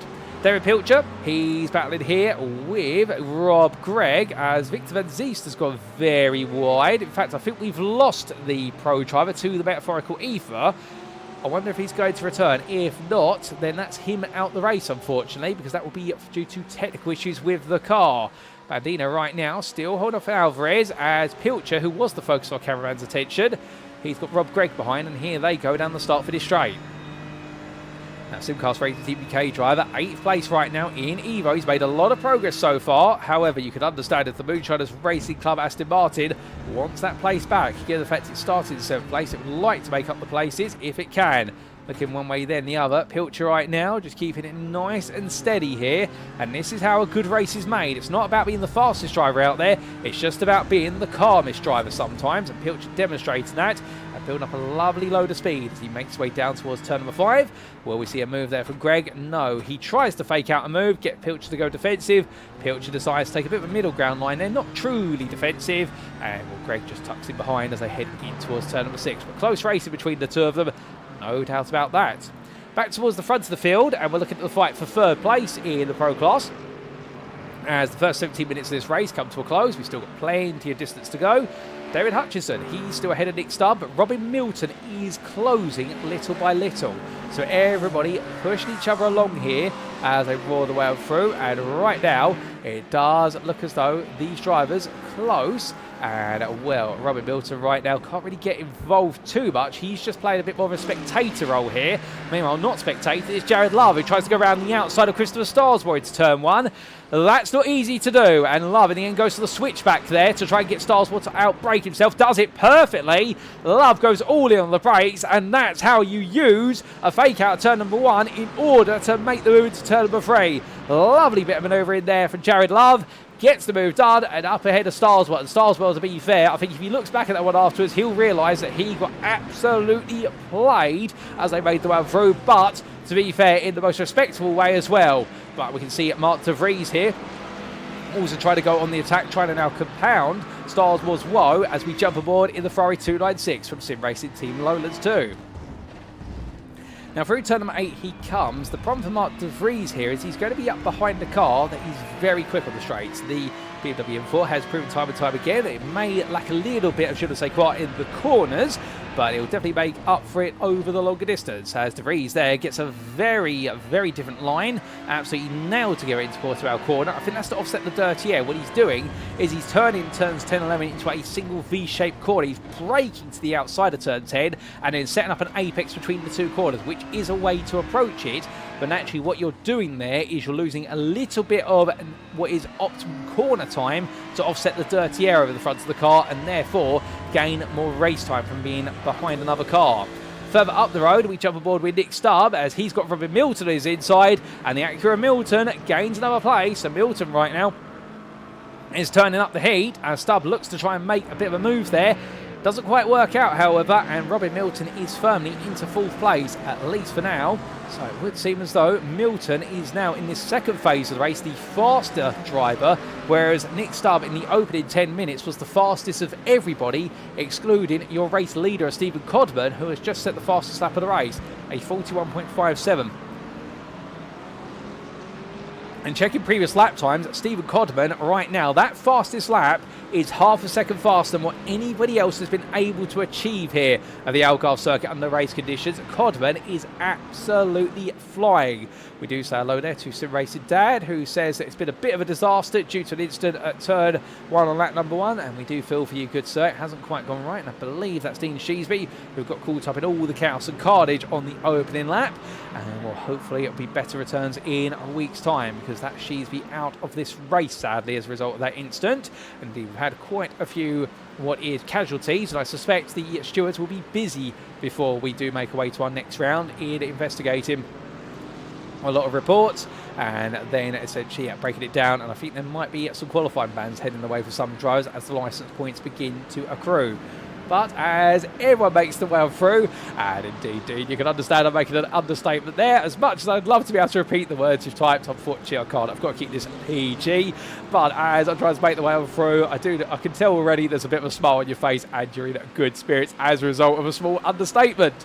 But as Adam Smith roars his way around, Mark De Vries here, well, he's close to being under a bit more pressure from Smith in the fight for 14th place in this pro class. Right now, Adam Smith showing this McLaren that how he started this race with what was a 19th place start is not how he intends to finish this race, and he's definitely moving forward little by little. Jared Love, he's at the head of this long pack right now of pro drivers. We look back from the rear of the 110 Mercedes AMG Evo. That's Christopher Sarswell, then De Vries, then Smith and Krafik all together. And it's getting a little bit do or die between these two. Well, in fact, between all of them right now, as Jared Love decides to cut over to the inside down towards turn number 5.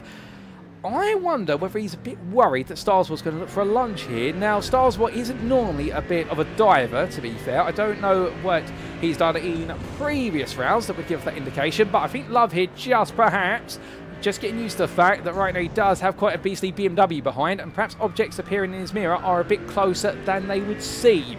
But we will see right now. But he's definitely, I think, very mindful of what's going on. And with Simon Clifton 3 seconds up the road, Love doesn't really have a target in front of him other than what's behind him. And that's not a nice place to mentally be.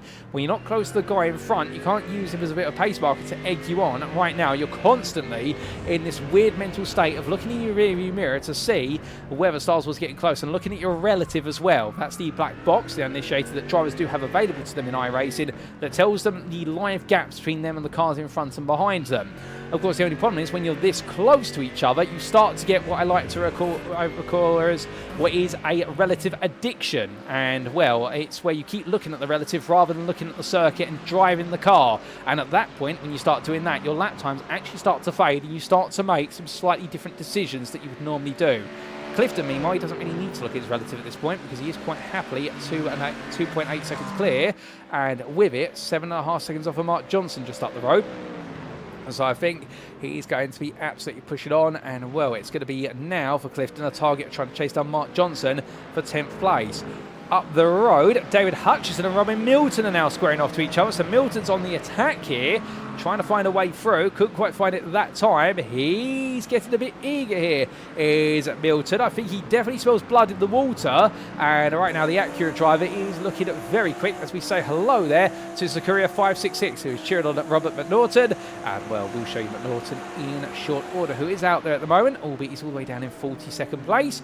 But he has gained a place in Evo. He started 15th in class. He's up to 14th. But here we stay with the battle for third place overall, and in pro, it's the battle between Hutchison, Milton and Stubb. Robin Milton at this point has proven to be the fastest of the trio by a bit of a margin, but now that he's come up against a brick wall in the form of that Ford Mustang from Axis Sports Red of Hutchison, that progress has started to stagger a little bit, and well, he's going to try and find a way to bring that brick wall down if he can, albeit fairly, but we will see whether he has to take to it with a scalpel or whether it will be with the proverbial hammer.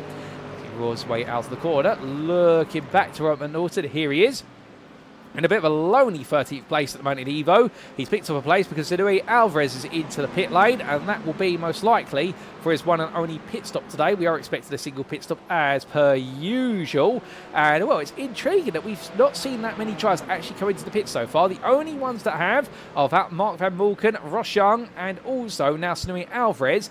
Otherwise, everybody else is still out there. And I wouldn't be surprised if this is... Oh, goodness me, but Norton gets it wrong out of turn number 8 there. A little bit too eager with the throttle, and the steering wasn't completely straightened out.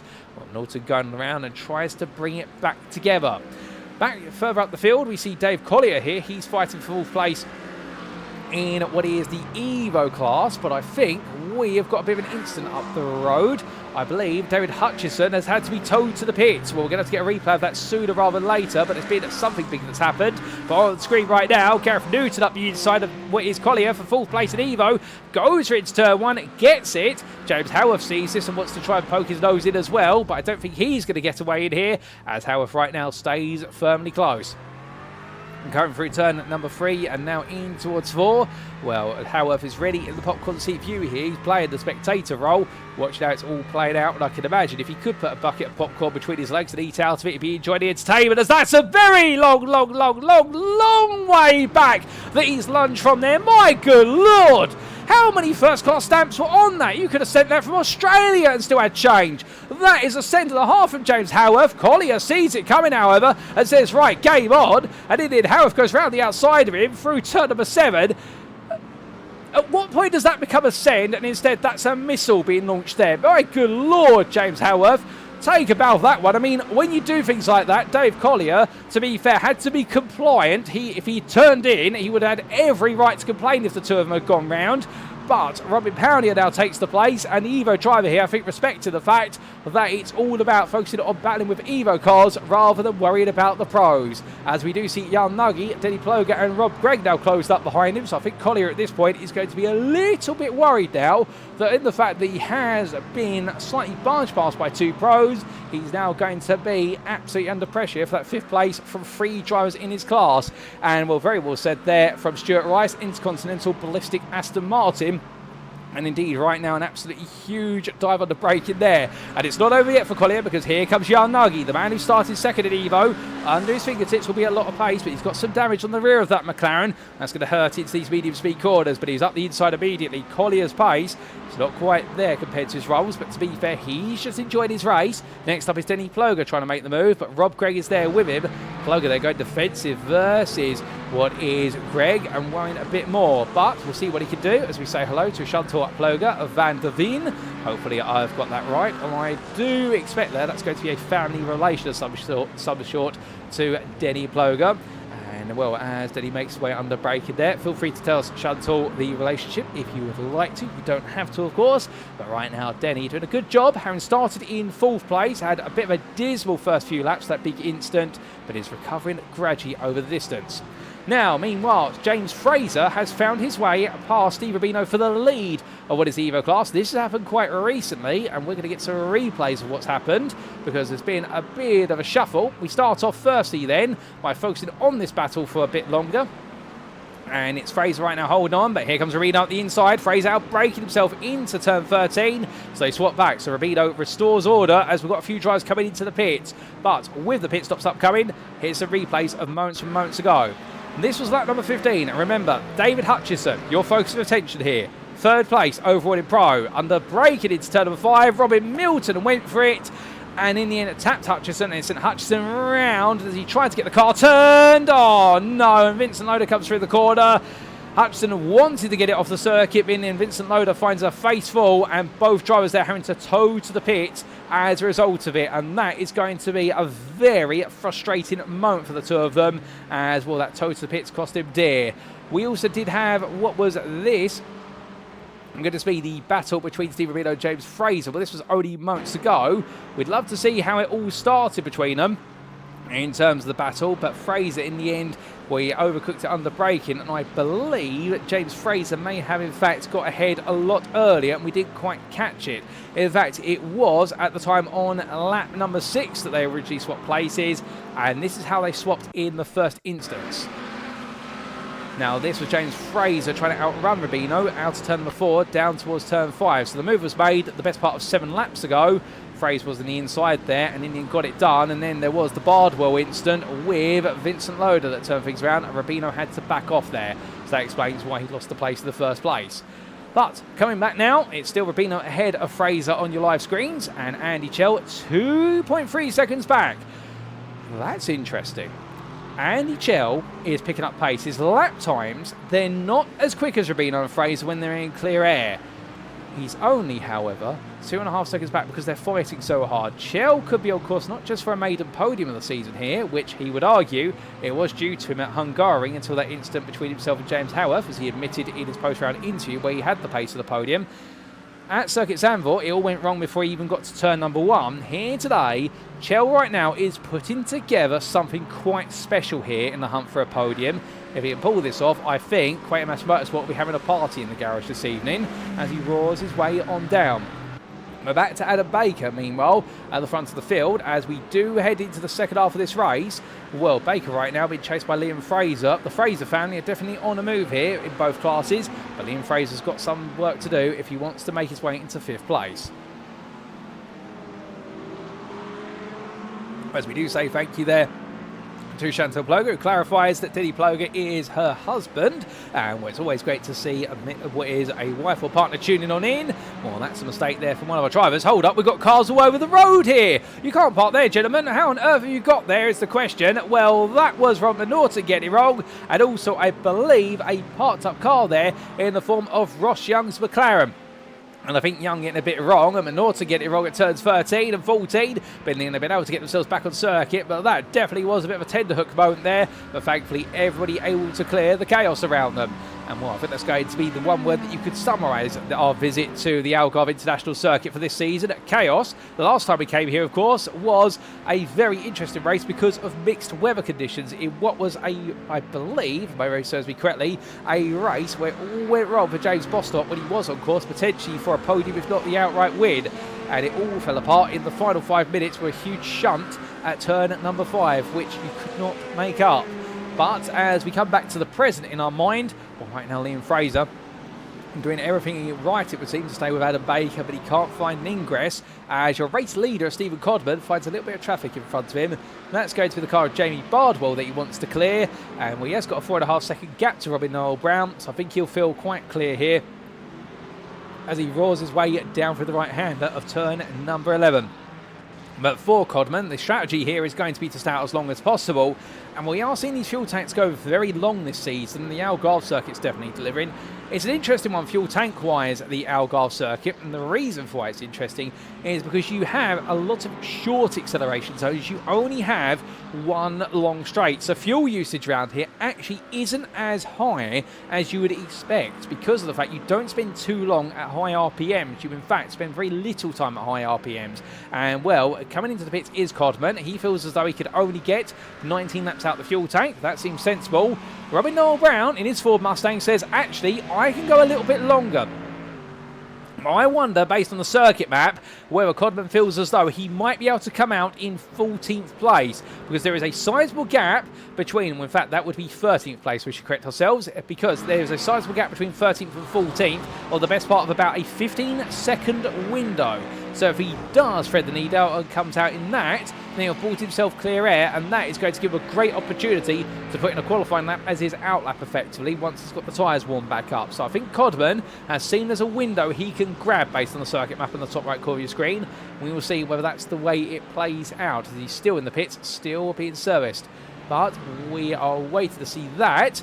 Well, Fraser and Baker still close together here as Codman leaves the pit lane. In fact, there he is. And we'll spot on. That's why he took the pit stop, because he has seen, or he's had somebody see on the strategy wall, that there's a huge gap, and therefore he can make his way into a lot of clear track. That is brilliant bit of strategy work from Axis SimSport Red. They have nailed this, and well, I can tell you that the team worked very hard in order to try and make these results happen, and now this is going to work out by looks of things, because if he can make this work on his outlap, he will naturally gain some race time here, unless Meno Bloem or Nick Stubb can suddenly find a lot of pace.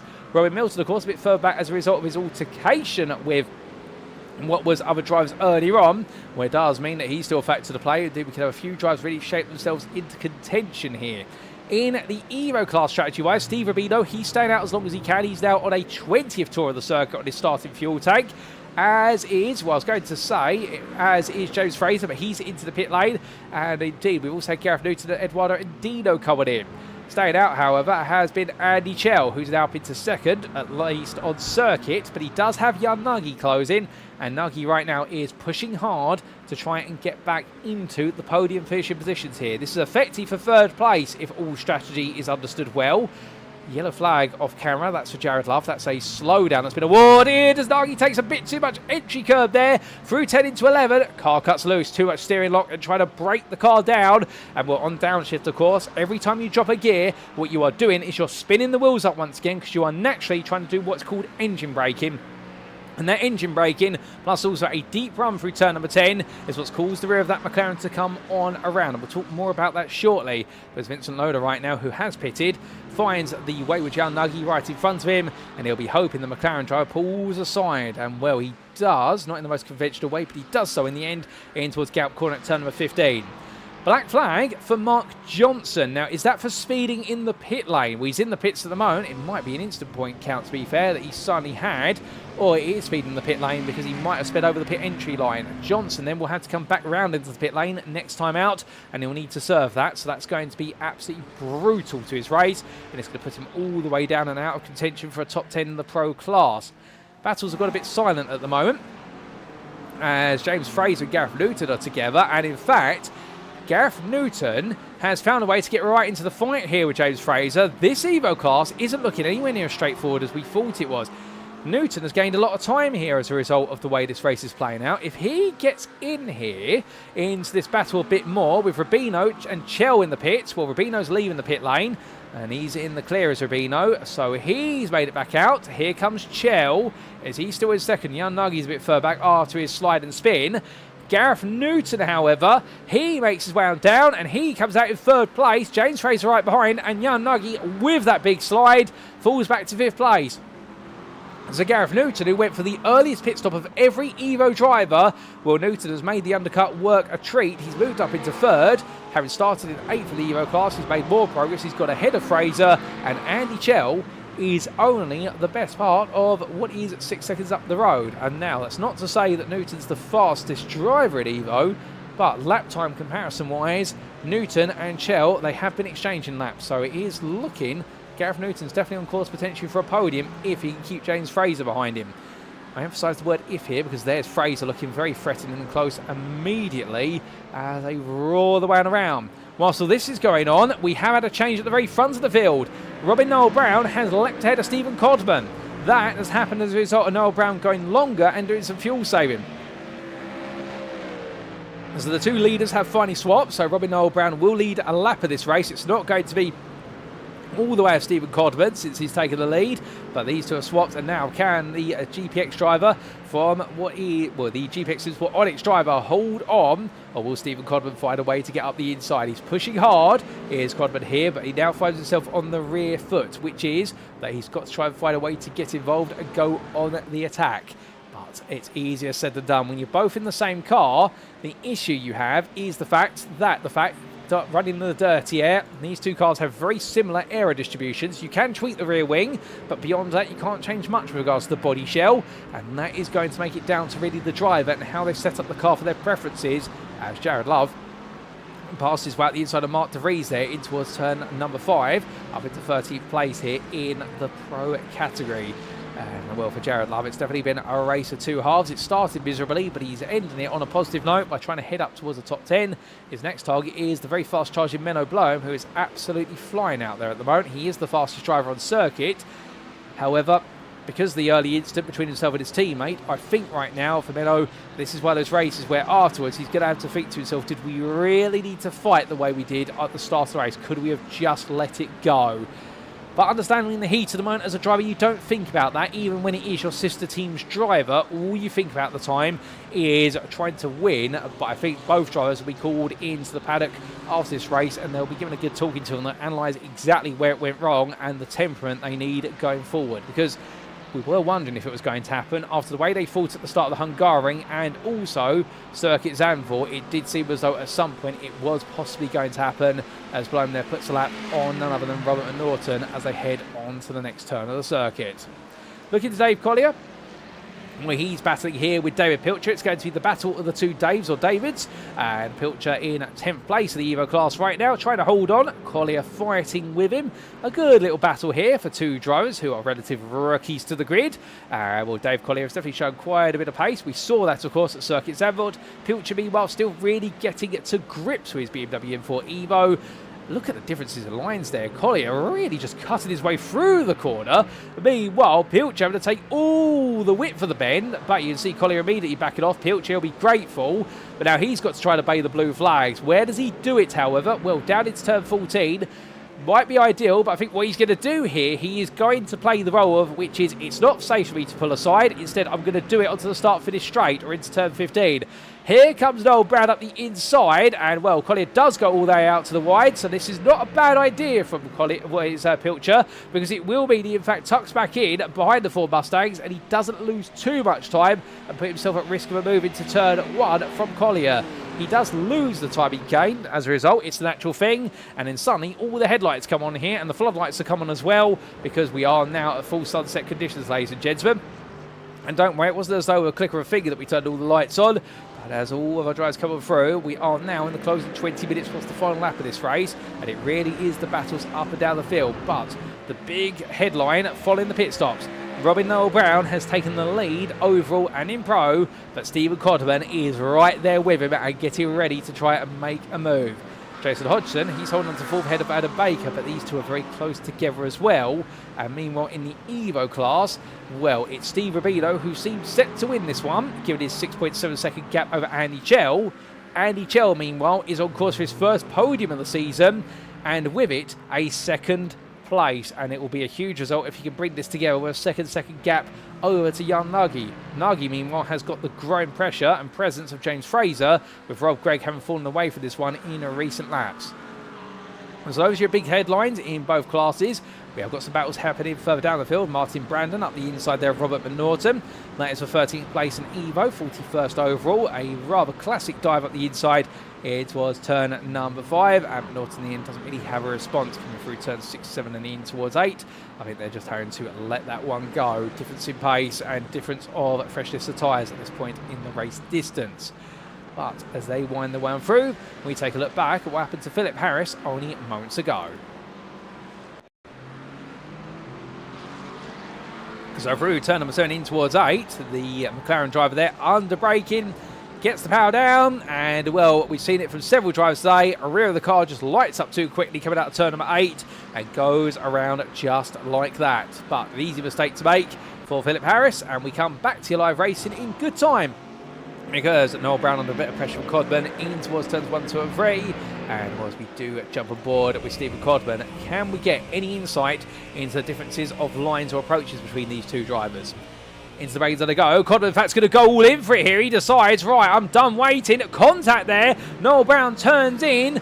Codman's there. Now, to be fair to Codman, he had made it clear he was going for the dive, and I think Noel Brown was caught out a little bit by the fact that Codman absolutely nailed it on the apex, and Noel Brown instinctively turned in only to find that he would find a face full of Ford Mustang on his left-hand side. So Codman returns the lead there with a bit of a dicey move, but you can tell how much this means to Steven Codman. He wants this win. He does not want to finish second for the third time in the row this season. He wants to break the deadlock that Meno Bloem has on wins, and if he can do so, he's going to be feeling as though things are going to be working out a treat. Now we do see Daniel Rubino there in the YouTube chat. I was going to say the overall chat there in the YouTube chat, where he's asking where Steve Rubino is. Here he is, Daniel, and I do believe you two are brothers. Correct me if I'm wrong there. But Steve Rubino right now letting a few drivers go in the pro class. He doesn't need to fight them, of course. He wants to let Howarth, Cordy and Pownier go, but he is leading Evo comfortably by 8.6 seconds at the moment coming onto this lap. And, well, Andy Chell is the man trying to chase him down. But for Steve Rubino, this is all looking to be heading all his way. And the American driver right now looking to be absolutely in control. And, well, given the fact that coming into today, he wasn't expected to be on the grid because he was meant to be meeting with family. Unfortunately, those plans, I do believe, did not quite come to fruition in the end. Well, he's had to jump on the grid at short notice, but he's absolutely enjoying the driving right now. Indeed, it will be a good consolation to take a win in the Evo class. But we do see, and James Howarth, meanwhile, he's just fought his way past Robin Pownier to move into 22nd in the Pro class. Pownier there with him, and Philip Harris now trying to get involved once again. These three drivers, they may not be fighting for any big points in the Pro class, but they're definitely enjoying a good little scrap as we take a look back to the overall positions. But from them, come back to the front of the field after making that rather big gamble under braking into turn number 5. Only a lap ago, Steven Codman now is extending his lead quite rapidly. Already up to the best part of what is 1.2 seconds as he comes down through turns 10 and 11. And Steven Codman right now pushing onwards, but he's having to work hard. And Noel Brown there took a bit of gravel coming out of turn number 11. He's definitely trying to push just as hard back. The two Ford Mustang drivers pushed each other to the limit, but the intrigue is this man, Nick Stubb. Last lap, personal best of 41.82. He is going some at the moment. Well, let's see what the lap times are this time around, because they've all had clear laps, minus a small mistake for Noel Brown, but I don't think that's going to blunt the net pace that we're looking at. Steven Codman crosses the timing line. What's it going to be for Codman firstly? A 41.71. Noel Brown is going to be a 42.5. Stubb a 41.75. Well, if he can't catch Codman, he can match him, but he can definitely outpace Noel Brown. We may yet still have a fight for either second or even the winner this race, ladies and gentlemen, and that's before you factor in if they bump into any traffic on their journey. If we do see traffic, then this could completely upset the apple cart. Meanwhile, speaking of an upset to an apple cart, that is Gareth Newton taking a very long time to rejoin coming out of turn number 4. He's run wide. He's been off the circuit for the best part of 24 seconds. How on earth did he get there, I want to ask? Well, here's a replay to explain, because at the time, he was running quite happily inside the top 5 of Evo. Now he's all the way down in 9th place. Here's the replay. So turn 3 into turn 4. Turn number 4 being that corner that forces the car out wide. Came through the corner, the car switched one way, then the other, and glided to the gravel. And a slight tap to the barrier there. It won't be too much damage. It will be a bit of a blunt into the front aero, but nothing that can't be managed. And in the end, it was a long drive along the gravel there. And I think, in the end, noticing they had the leaders coming on past him, that's the overall leaders, deciding not to hurry his way back onto the circuit and playing it safe instead. A good awareness there from Gareth Newton at the cost of his race. But to be fair, he wants to race absolutely fairly. And the GPX SimSport team pride themselves on fair racing first and foremost. Coming back to your live racing then.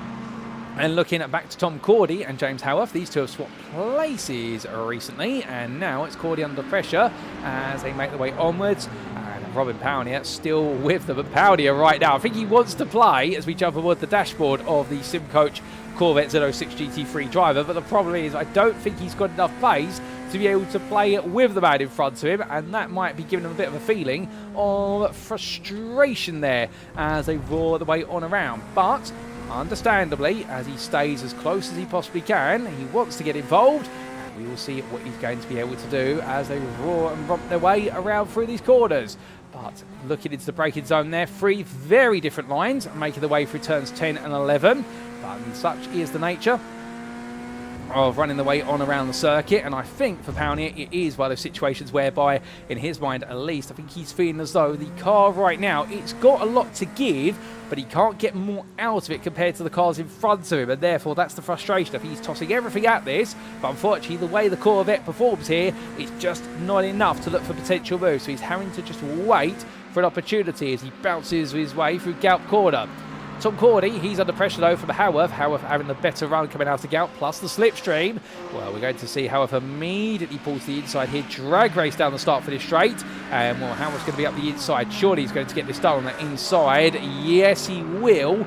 Will Cordy look for the switch back in towards turn number 3? He's going to try it, and Howarth immediately calls his bluff and says, I know what you're trying to do, but Cordy says, no, you haven't covered it off enough. And in the end, they go 3 wide out the corner because Robin Pownier tries to get involved, and then he realises 3 wide into turn number 4 is impossible. What he can do is cut it back. He gets up the inside of Cordy, And Powney here showing a lot of smarts. He's on the inside of Howarth here. And, well, an opportunity has arisen, but Howarth breaks late. Tries to go around the outside of the hairpin. Powney's on the inside. It's a brilliant bit of driving there from the Corvette driver. And the Sim Coach machine moves up into 21st place. Great racing between all three of them there, all aware of where each other is. And as they make their way down through turn number 7, we look back from the rear of the 124 Smiling Swede at the moment. And, well, doing a very good run here, as we can see now Howarth back on the attack. This is going to be in towards Portimão corner. There comes Cordy looking around the outside as well. They want to go 3 wide again. Go for it, I say. And meanwhile, Philip Harris says, do you want to make it 4 wide behind? I think they're all looking over their shoulders right now going, who invited you to the party? But Harris right now, he's got his invitation. And Mark Johnson's closing up on this as well. Well, the battle at the front of the field may have gone quiet for a bit, but the battling towards the back end of the Pro class is showing no signs of slowing down whatsoever. Up the inside of Howarth goes Harris. With Howarth, they're battling with Cordy. Cordy got the move done coming out of 11 into 12. And now we can see Harris here looking for the run round into the inside. It's absolutely battling back and forth here. Harris is going to be on the inside of Howarth then, down for the final quarter. With 10 minutes left on the clock, and James Howarth right now has been absolutely bamboozled here by all 3 drivers around him. And well, it may not be over yet because Mark Johnson now wants to play. We're going to have 5 pro drivers all fighting over what is 21st place. This really is the 21st place Grand Prix between these 5. But to be fair, that's not to be sarcastic. It's so good to see as they come 3 wide through. Bit of run wide there for Howarth. He rejoins now up the inside. That's Mark Johnson who has to get his nose stuck in there. Forces the door open slightly with Philip Harris, but I think Harris in the end went to squeeze the Mustang, and the Mustang said, no, you do not. And now Steve Rubino's on the back of this, and hold up a second. Rubino on the back of this, the pace these guys are running in front, that's costing them. Average lap time is about 1.5 seconds being lost. Rubino here is going to be brought into a bit of a problem. If he is slowed down by this group for the best part of the next 5 laps at that rate of 1.5 seconds a lap, Andy Chell would be with him on the final lap, given the gap. We need to monitor that because Rubino right now, this race may not be as smooth as we perhaps thought it was. Again, that's a bit of theory, but it does seem as though, in fact, as soon as I say that, Mark Johnson has broken away from Harris and Howarth, so he might have been able to dodge what could have been a huge bullet in his race, which would be a 5-way fight in front of Howarth. They're very sideways coming out of Portimão corner, almost losing it there, and I think the tyres on that Aston Martin may be on a cliff's edge.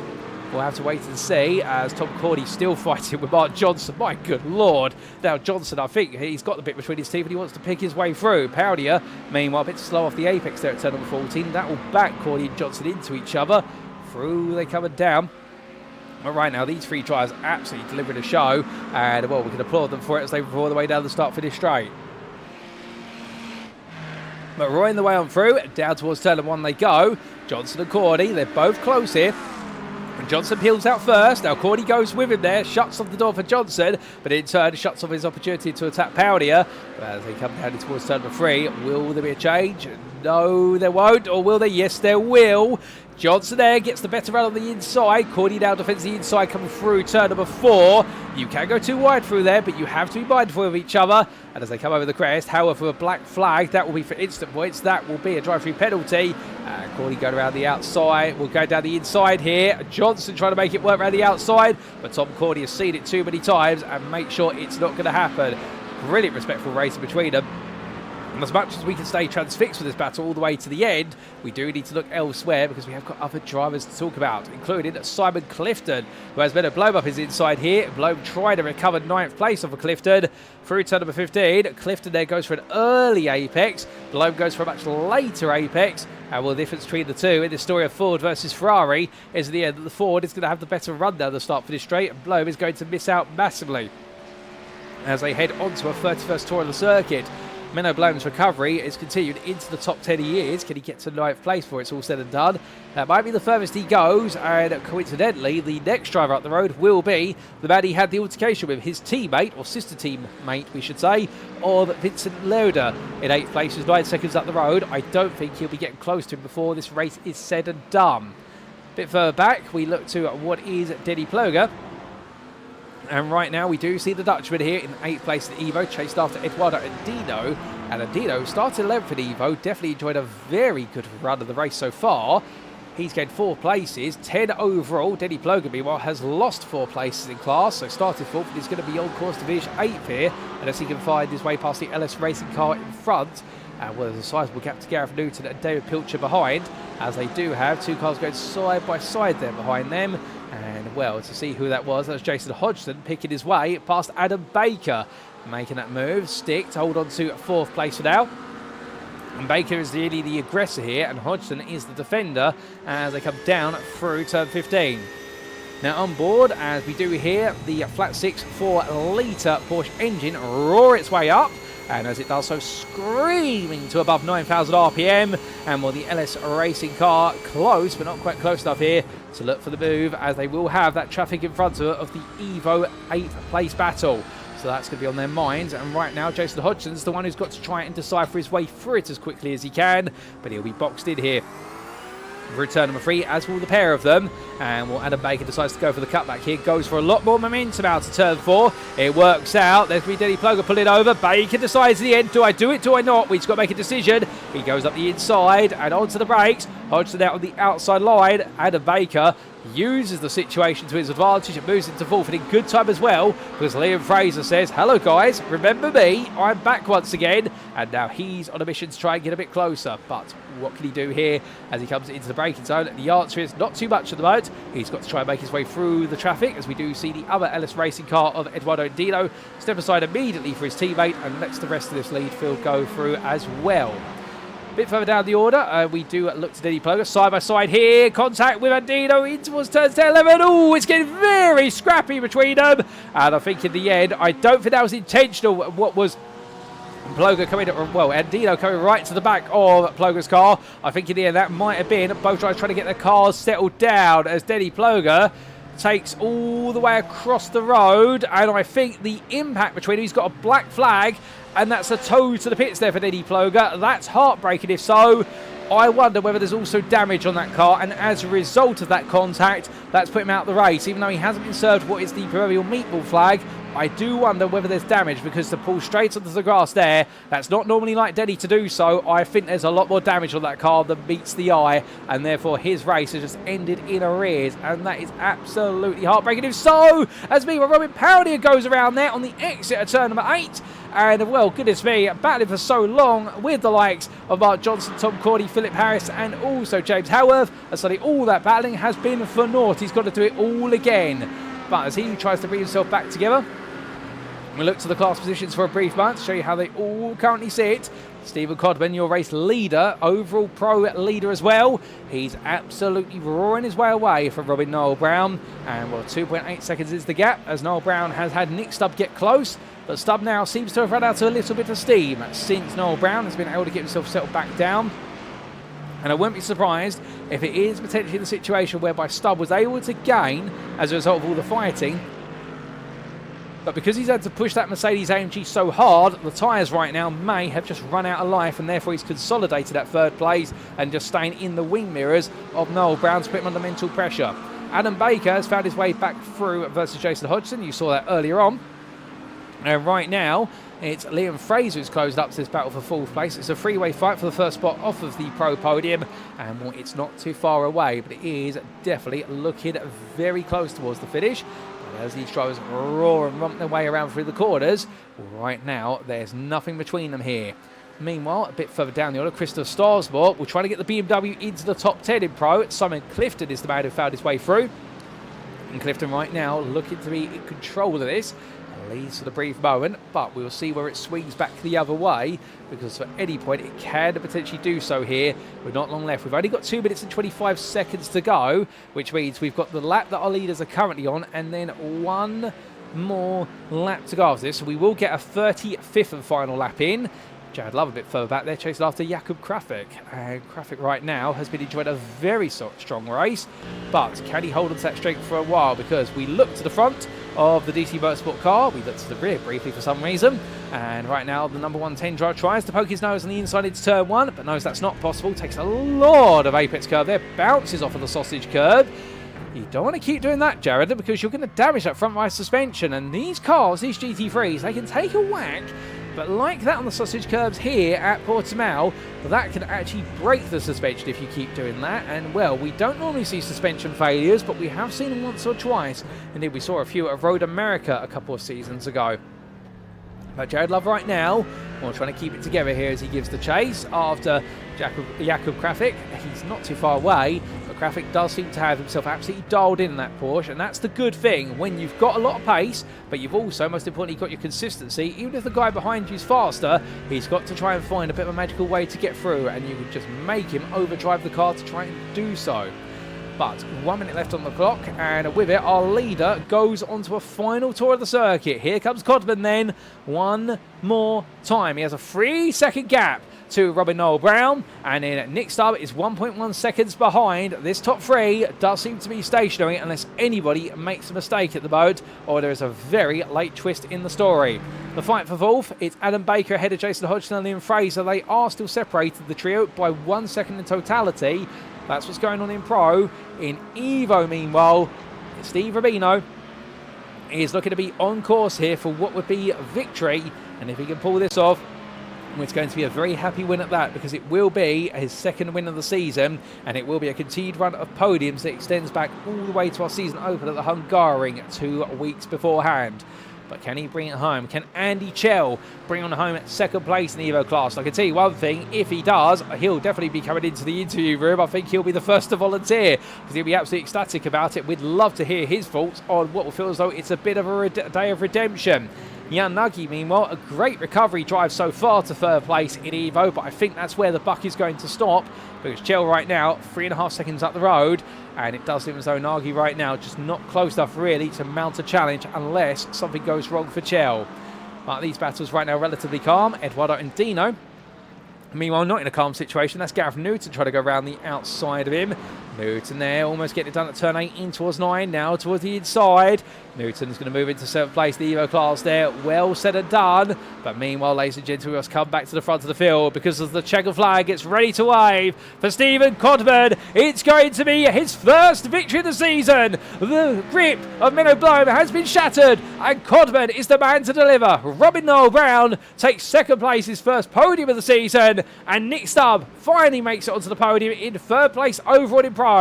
Adam Baker, he holds on to fourth, just ahead of Jason Hodgson, with Liam Fraser completed your top 6. Robin Milton will struggle to 7th in the end, frustrated into his race, with then a further 8 seconds before you do get to Vincent Lodder, who finishes this race in 8th. And well, there will be words between him and the driver who he ended up in altercation with at the start of the race, his teammate Meno Bloem, who in the end comes home in 9th place. Then it will be Simon Clifton who rounds off the top 10 ahead of Christopher Starzl, best the rest in length in a BMW M4 that definitely did not have the pace today. Jakub Krafik held off Jared Love for 12th. And then it'll be Mark DeVries in 14th place before you do get to Adam Smith, who comes across the line, and Chris Jennings. We then do have a bit of time before Jamie Bardwell comes on around. And despite the way his race started, in the end, Bardwell recovering well to a 17th place finish, just ahead of Jim Fox by 7.3 seconds. As here comes Fox to line. And then it will be after him none other than Mark Johnson, who takes home 19th place, with Tom Cordy then finishing off his race. But look behind from him to Philip Harris, and you'll see Steve Rubino takes Evo victory here, second win of the season. A brilliant drive, and then Peter Duke, Robin Pan and Klaas Vellen will follow through. But look at this as well. Andy Chell's done it for Greater Mass Motorsport. He takes his first podium of the season with second place. He'll be absolutely jubilant at that. And between him, Fotis Katios and Jan Nagy finishes in third place for the Evo class. A great drive for the 65 driver, and did an absolutely brilliant run of it to recover there. James Fraser in the end had to settle for fourth in Evo ahead of Rob Gregg, who round off your lead lap finishers in 5th in class, 30th overall. But ladies and gentlemen, as the drivers cool it on down, it's definitely been a race at Portimão today that, whilst we may have not had the wet weather we've seen previously here, what we did get to see was an absolute downpour of brilliant racing action. It wasn't just a showering, that's for certain. But with that, let's take a look at those race results subject to Eddie Stewart's inquiries. And here they go as we look to the scenic view and our drivers cool it on down. Well, as we do look to those race results, let's start off with the overall finishing positions, of course. All these results provisional, subject to Stewart's inquiries, for round number 3 of the SimRacing International GT3 Championship, powered by Trophy.ai, Season 10. And you've been tuning in to Split B's, round 3 at the Autodromo International do Algarve. Steven Codman, your overall and pro winner for Axis Zandvoort Red by 2.1 seconds over GPX Zandvoort Xenon's Menno Bloem. Next up, took third place for Vulcan Fastest by Glass Tech Racing, a further 9 tenths behind, with Adam Baker there settling for fourth for LS Racing. It was a brilliant battle between the top three, and the same can be said for fourth through to sixth, with Baker outpacing Jason Hodgson for Phoenix Racing Green and Liam Fraser for Moonshiners Racing Club. Roy Milton took 7th place there for Phoenix Racing Green ahead of Vincent Lodder, while the Sim Racing Team Lowlands 1 driver finished ahead of the sister team driver of Lowlands 2 of Menno Bloem after what happened at the start of the race, when they finished in the reverse order of how they started, and, well, a difficult race for the pair. Simon Clifton in the end took 10th place, a good effort from him, the man who started the season at Evo but quickly got promoted, and quickly promoted himself up into the top 10 for the first time this season. A great job done by the Ford Mustang Privateer. Best of the rest in length was Christopher Starsworth for Simcast Racing Team UK. But with that, let's focus more now on the Evo podium finishers in the overall finishing position context, and there you can see 21st, Steve Rubino for Hobo Racing. A brilliant win from him, and indeed one today where he looked absolutely unstoppable from lights out to checker flag once he was into that leading position. Outside the top 22 between Rubino and then it was Peter Duke for DC Motorsport, you did see there Robin Pownier and Klaas Vellen as well, and he finally came to your second place Evo driver of Andy Chell for Quatermass Motorsport, who put together an absolutely brilliant drive there on strategy and pace to take the run-up spot in Evo. And then from him up to Fotis Kateos and Jan Nagy, where it was a gap of 5 seconds, and the Iris Racing driver having to settle for third on the Evo podium, 27th on the road. We also did see, finishing on the lead lap, 4th and 5th in the Evo class of James Fraser and Rob Gregg for Moonshiners Racing Club. The teammates having a good result and some great points scored. And also Philip Harris was the last lead lap finisher in 30th, with a lap down from Paul Maffey in 31st. All the way down to 2 laps down for Robert McNaughton in 41st place there, just behind Sinui Alvarez. We also saw 4 laps down at the finish for Denny Ploger for NJK Sim Racing, and then we did have non-classified finishes, retirements in the end for Jovan Hurag, David Hutchison, Matthew Hunter, Dean Sheesby, Victor Van Zeest, Tim Van den Ham, and Stuart Rice. But now coming on to the individual class finishing positions, because these are the positions that matter most when it comes to points and championship standings. And starting with the pro class, what we got to see was Steven Codman, your winner then by 2.1 seconds over Noel Brown. Noel Brown got into lead in the second stint based on strategy. However, it wasn't enough in the end, and Steven Codman had to go all in order to make the magic happen. Noel Brown in the end had to settle for second ahead of Nick Stubb, who came on strong towards the end, but tyre life seemed to be the limiting factor for him. The Vulcan Fastest by Glass Tech Racing driver will be happy to be on the podium, but I think he'll be wondering why didn't we have the pace in the final 5%. Alan Baker took 4th for LS Racing, holding off the attacks of Phoenix Racing Green and Moonshiners Racing Club's Jason Hodgson and Liam Fraser. A brilliant back and forth between all 3 drivers on 3 very different strategies as well.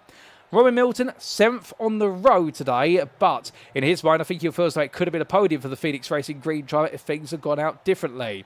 He was ahead of the leading pair of Vincent Lodder and Meno Bloem, and the Sim Racing Team Lowlands drivers there having leading pace as well. The lap 1 instant between the two of them cost them at least the top 5, if not a podium, if not the win. Simon Clifton, 10th then, and it was best of the rest for Christopher Starsworth for Simcast Racing Team UK, head of Jakob Krafik, the privateer. Then we had Jared Love, Mark De Vries, and Adam Smith round off your pro top 15.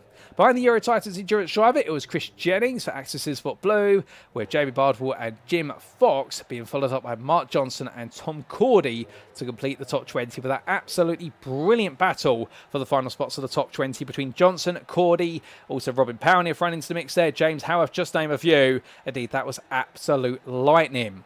But behind Pownier finished 22nd, we did have a few more pro drives, an absolutely stacked pro class today. We also saw Klaas Vellen, Fotis Kateos, Philip Harris, and he was your last driver to finish on the lead lap for the pros, with a lap down to James Howarth, Mark Van Mulken and Ross Young, and then retirements for Jovan Hurag, David Hutchison, Dean Sheesby, Victor Van Zeest, and also their Tim Van den Ham. Coming to the Evo class, last but by no means least then, well, Steve Urbino, your winner for Hobo Racing, and absolutely proud of that one he will be by 10.3 seconds over Quatermass Motorsports' Andy Chell. Chell, to be fair, dug in deep to bring home that second place ahead of Jan Nagy with the Iris Racing driver there, recovering well to third place, but 9 at what could have been today was at least a second, if not the win. James Fraser was only a second behind at the finish. The Moonshiners Racing Club driver pushed it on strong, as did his teammate Rob Gregg, only 2 seconds behind. And there was Paul Maffey in 6th place of Phoenix Racing Red, the first of the Evos to be classified a lap down, as lapped by your overall winner. So Maffey in 6th there for Phoenix Racing Red, a season best performance, and we look forward to plenty more now. That will give him the confidence going into the next round, ahead of Gareth Newton, with the GPX SimSport Vertex driving in, bringing home some good points, ahead of Eduardo Andino, who on his debut, an 8th place finish, given where he started in 11th in class, he'll be happy with that, the LS Racing driver. David Pilcher had a good, fun race there for Simcast Racing Team UK. Gained a lot of places early on, but lost out later on in the race. But to be fair, finished well above where his pace put him. He'll be proud of that one. And it was the Mercedes driver of Martin Brandon, the privateer, who rounded off the Evo top 10. Best of the rest in 11th was Dave Collier for DC Motorsport, who had a lot of pace early on, but it gradually slipped out of his grip, with Senui Alvarez being the last driver to finish a lap down there for 9 Pegasus Panthera. It was 2 laps down to Robert McNaughton for Dexterous Motorsports Quebar, and 4 laps down to Denny Plugger for MJK Sim Racing before you came to your retirees of Matthew Hunter and Stuart Rice. And with that, ladies and gentlemen, that is the conclusion of all of our racing here today at the Portimão Circuit in Portugal. What a brilliant race, no doubt about it. But it doesn't quite conclude our broadcast because, of course, in approximately 5 minutes' time, we'll have our post-round interviews coming up with our drivers. Don't go anywhere. You won't want to miss them. We will see you very shortly.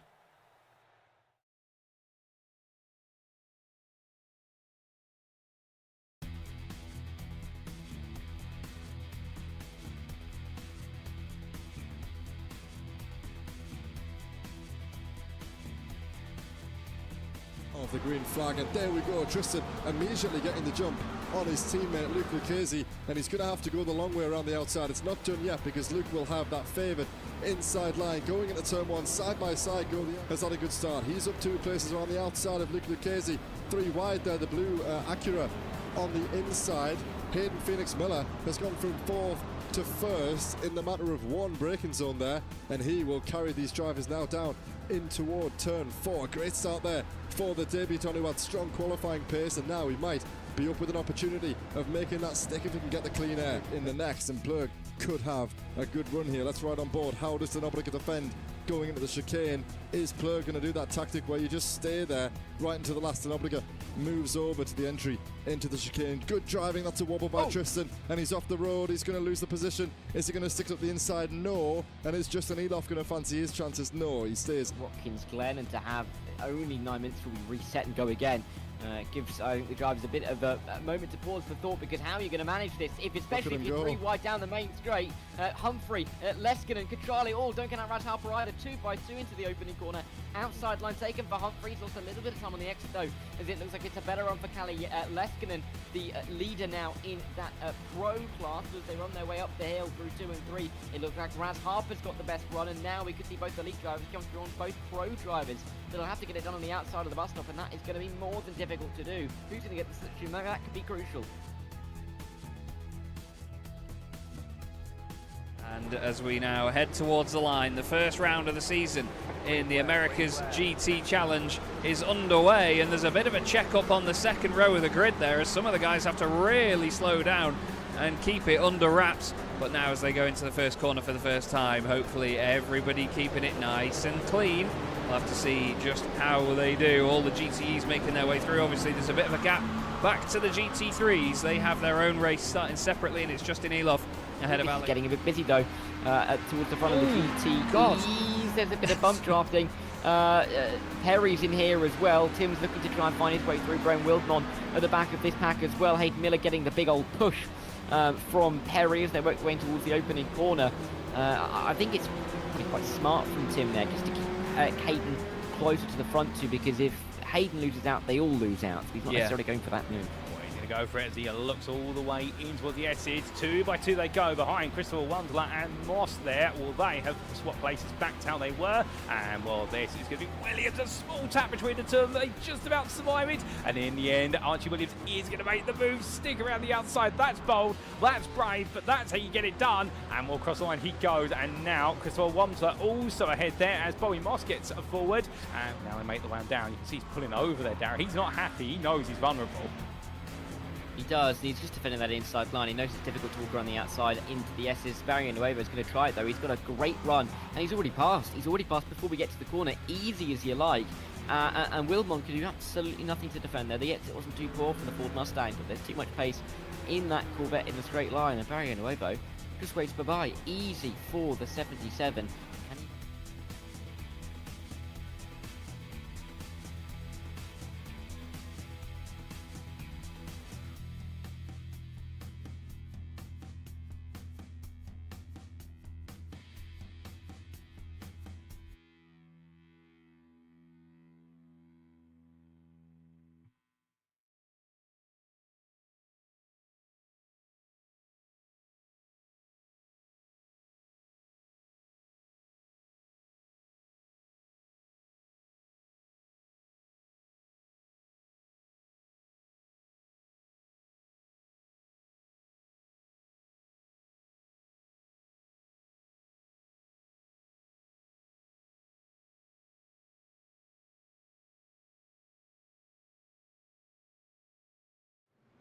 Well, ladies and gentlemen, without further ado, it is time for us to kick off our post-round interviews with our volunteer drivers, and we're going to be kicking off immediately with a man who's proven to be a bit of a superstar today.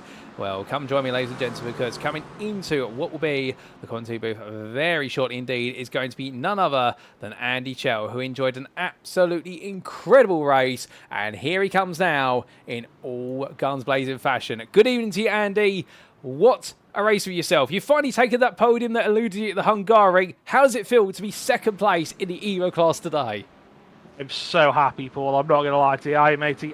It's about time, isn't it? Let's be honest.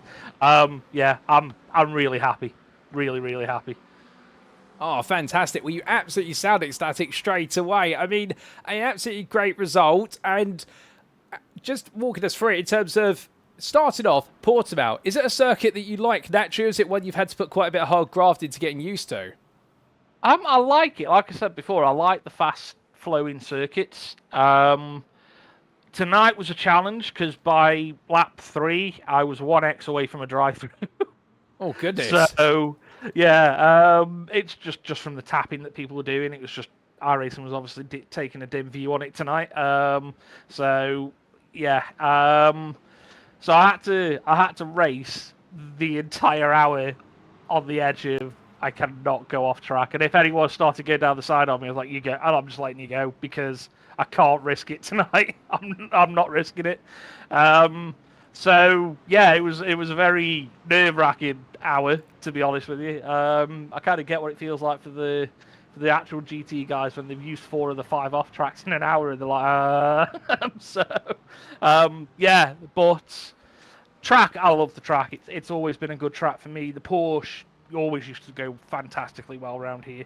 The Aston, big change around here. It's great in the last sector as we'd expect it to be. Middle sector, it's not as powerful, I don't think. It's definitely not as powerful as the Mustang. I mean, Steve just disappeared tonight. I got close to him at one point, and then he just disappeared again. And I don't know if that was a mix of me driving cautiously and knowing I couldn't push it, or just that Mustang had legs on it tonight. But either way, thoroughly well deserved. But yeah, the track itself, I genuinely love the track. So yeah, it was a pleasure to actually do well here. Well, definitely a pleasure to see you do so well. And appreciate the insights with regards to your feelings and sentiments towards the track and having to get the most out of it in the Aston. Qualifying, well, the qualifying performance was a bit of a challenge in a way. 37th overall, but 6th in class. Given how your race went, do you feel as though you had a bit more pace to show perhaps in qualifying? Yeah, definitely. Qualifying was a bit of a mixed bag. I kept getting stuck behind guys that were fair enough. They were on their laps, but they were unfortunately a little slower than I was. So I kept losing time because I had to keep trying to back off, and then didn't back off enough so that when I pushed again the next lap, I caught up to them again, which was difficult. But it is how it goes when you're in open qualifying. You do have to manage them gaps, and unfortunately tonight is a night that I haven't had Mr. Barber with me, so I didn't have that little voice going, right, okay, there's a gap, go, we can get out now. So it was just judging it as best as I could based off what I could see on my track map before I jump into the car, because I don't like having the track map on when I'm racing. So yeah, it was a little bit of a struggle in qualifying. Not that, I don't think we could have done well, but, and to be honest, sixth in class isn't bad. It's still where I aim to be. I aim to try and be within the touching distance of the top guys, because I need to be maximising finishes to try and get up that ladder again and get close to the top of the championship. So yeah, again, it was one of them where it's like, right, okay, it's sixth. We know we've had issues, but we can work for me and we can get something. So that was the plan going into the race, to be honest with you. Well, definitely a worthwhile plan. And speaking of the race, I mean, opportunities present themselves quite early for yourself. An opening lap that was full of drama, but you managed to avoid all the drama. Your car's spinning sideways across the front of you on 2 occasions, and suddenly you find yourself into 3rd place in the Evo class before lap 1's even done. Yeah, I'll be honest with you, I didn't even know. I'm not going to lie to you, but I didn't know. Because it is that hectic at the start. All I knew is there was a load of pros around me. Some of them accidentally took themselves across my front, which obviously isn't ideal. But it is what it is. But yeah, it was very much I don't quite know where I am. I'm just aiming for, every time I see an E at the end of someone's name, that's my next target. And if there isn't an E, I just try and get as many P's behind me as I can, and by that I mean the pros behind me as I can, to stop the Evos that are behind me having a run, so that I've got a little bit of a buffer. So that was it really, to be honest. And like I say, not having Mike on with me through the race just meant I didn't know exactly where I was. I know who I usually expect to be near the front. So like when Dave was behind me, I was like, right, okay, I must be near the front then, because Dave's normally near the front. And then seeing Steve and Jamie, I was like, right, okay, I've got to be somewhere near the front. Don't know where I am. Don't think I'm on for the podium. Well, this was when I was at the start. I was like, I don't know what's going on here. So we'll just drive and see where we're going. And that was it, to be honest with you. Or fair play. Well, all the way through, of course, having to manage the fact that you only had 1 instant point available to you, plus steering clear of all the chaos and carnage. In the end, you got your head down, made it all work, and over the distance, what we seemed to see was that whereas everybody else around you, minus Steve Rubino, seemed to be losing control, not being consistent, your consistency really rewarded you today, because I don't think you really put a foot wrong at any point. No, and I think that was partly, like I say, because by lap 3 I was on 17x out of 18 before you get a drive-through. So it was very much, I'm not pushing the car. I'm going to try and get the lap times into a target area that I knew I was comfortable in. And once I got to that, it was very much okay, let's stay here. Obviously, the times when I had to push, when like Jan was catching in on me, or I got Dave breathing down my neck, that was tense. Not going to lie to you, that was tense. But it was very much, I know the track, like I say, I like this track. I have done about 4 or 5 hours worth of practice around it, just because I didn't know the Aston around here. So it was very much let's get used to the Audi, Aston even. Let's get used to where it's potentially going to break if I try and push it a bit, how I would the Porsche in certain areas. So obviously new turn 4.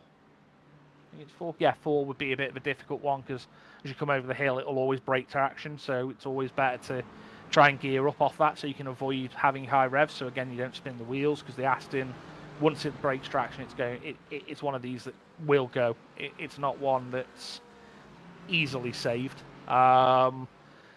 So learning those little bits of where the car's potentially going to play up was one of them, and then learning, because in the Porsche you can ride the curbs, in the Aston you really can't, or at least my setup wouldn't let me. If I unsettled the car too much, it would just again let go and spin. So it was very much just learn that, and like I say, obviously it's paid off. So yeah, really enjoyed it. Well, it definitely shows. It all paid off, like you say, and the enjoyment is coming through in your voice. I mean, I don't think I know you're a very happy guy generally whenever we get the chance to interview you, but that happiness has gone up to 11 today, as Spinal Tap would say. And, well, it really is so good to hear you on a high. But I have to ask now, can we expect this to continue when we go to Mugello in a week's time?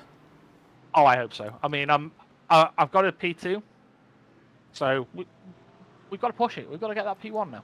That's the aim. And, again, Mugello, very much like Portimão, very fast, flowy track. I expect the Aston to behave very similar to how it's behaved tonight. I'll know more when I start doing my my race simulations towards the end of the week. Well, the weekend really, to be fair. So I'll know a bit better then. But yeah, I mean, the guys in Evo, especially the guys that are usually running at the top, they're difficult to pass. They are difficult.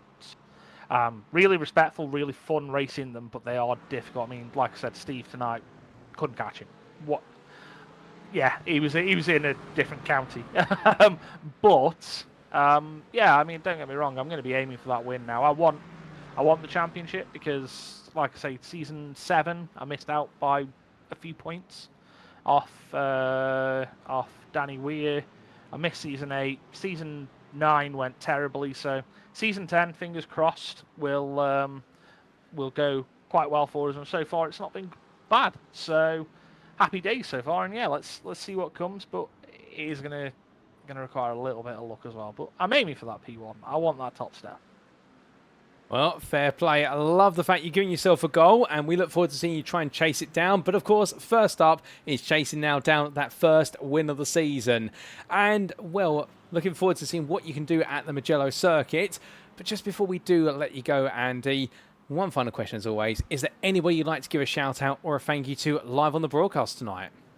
Yeah, as always, matey, you. I know that cannot have been an easy race for your voice to commentate on, so... Absolutely fantastic job. Well done as always, matey. Really appreciate it. All of the guys at SRI for putting this on. If they didn't, you know, it's a very, very safe community for people like our team. As you know, we're made up of predominantly disabled drivers, and they make it a very safe space for us to come to. Very enjoyable. All the guys that are racing, you know, it's a pleasure to race you.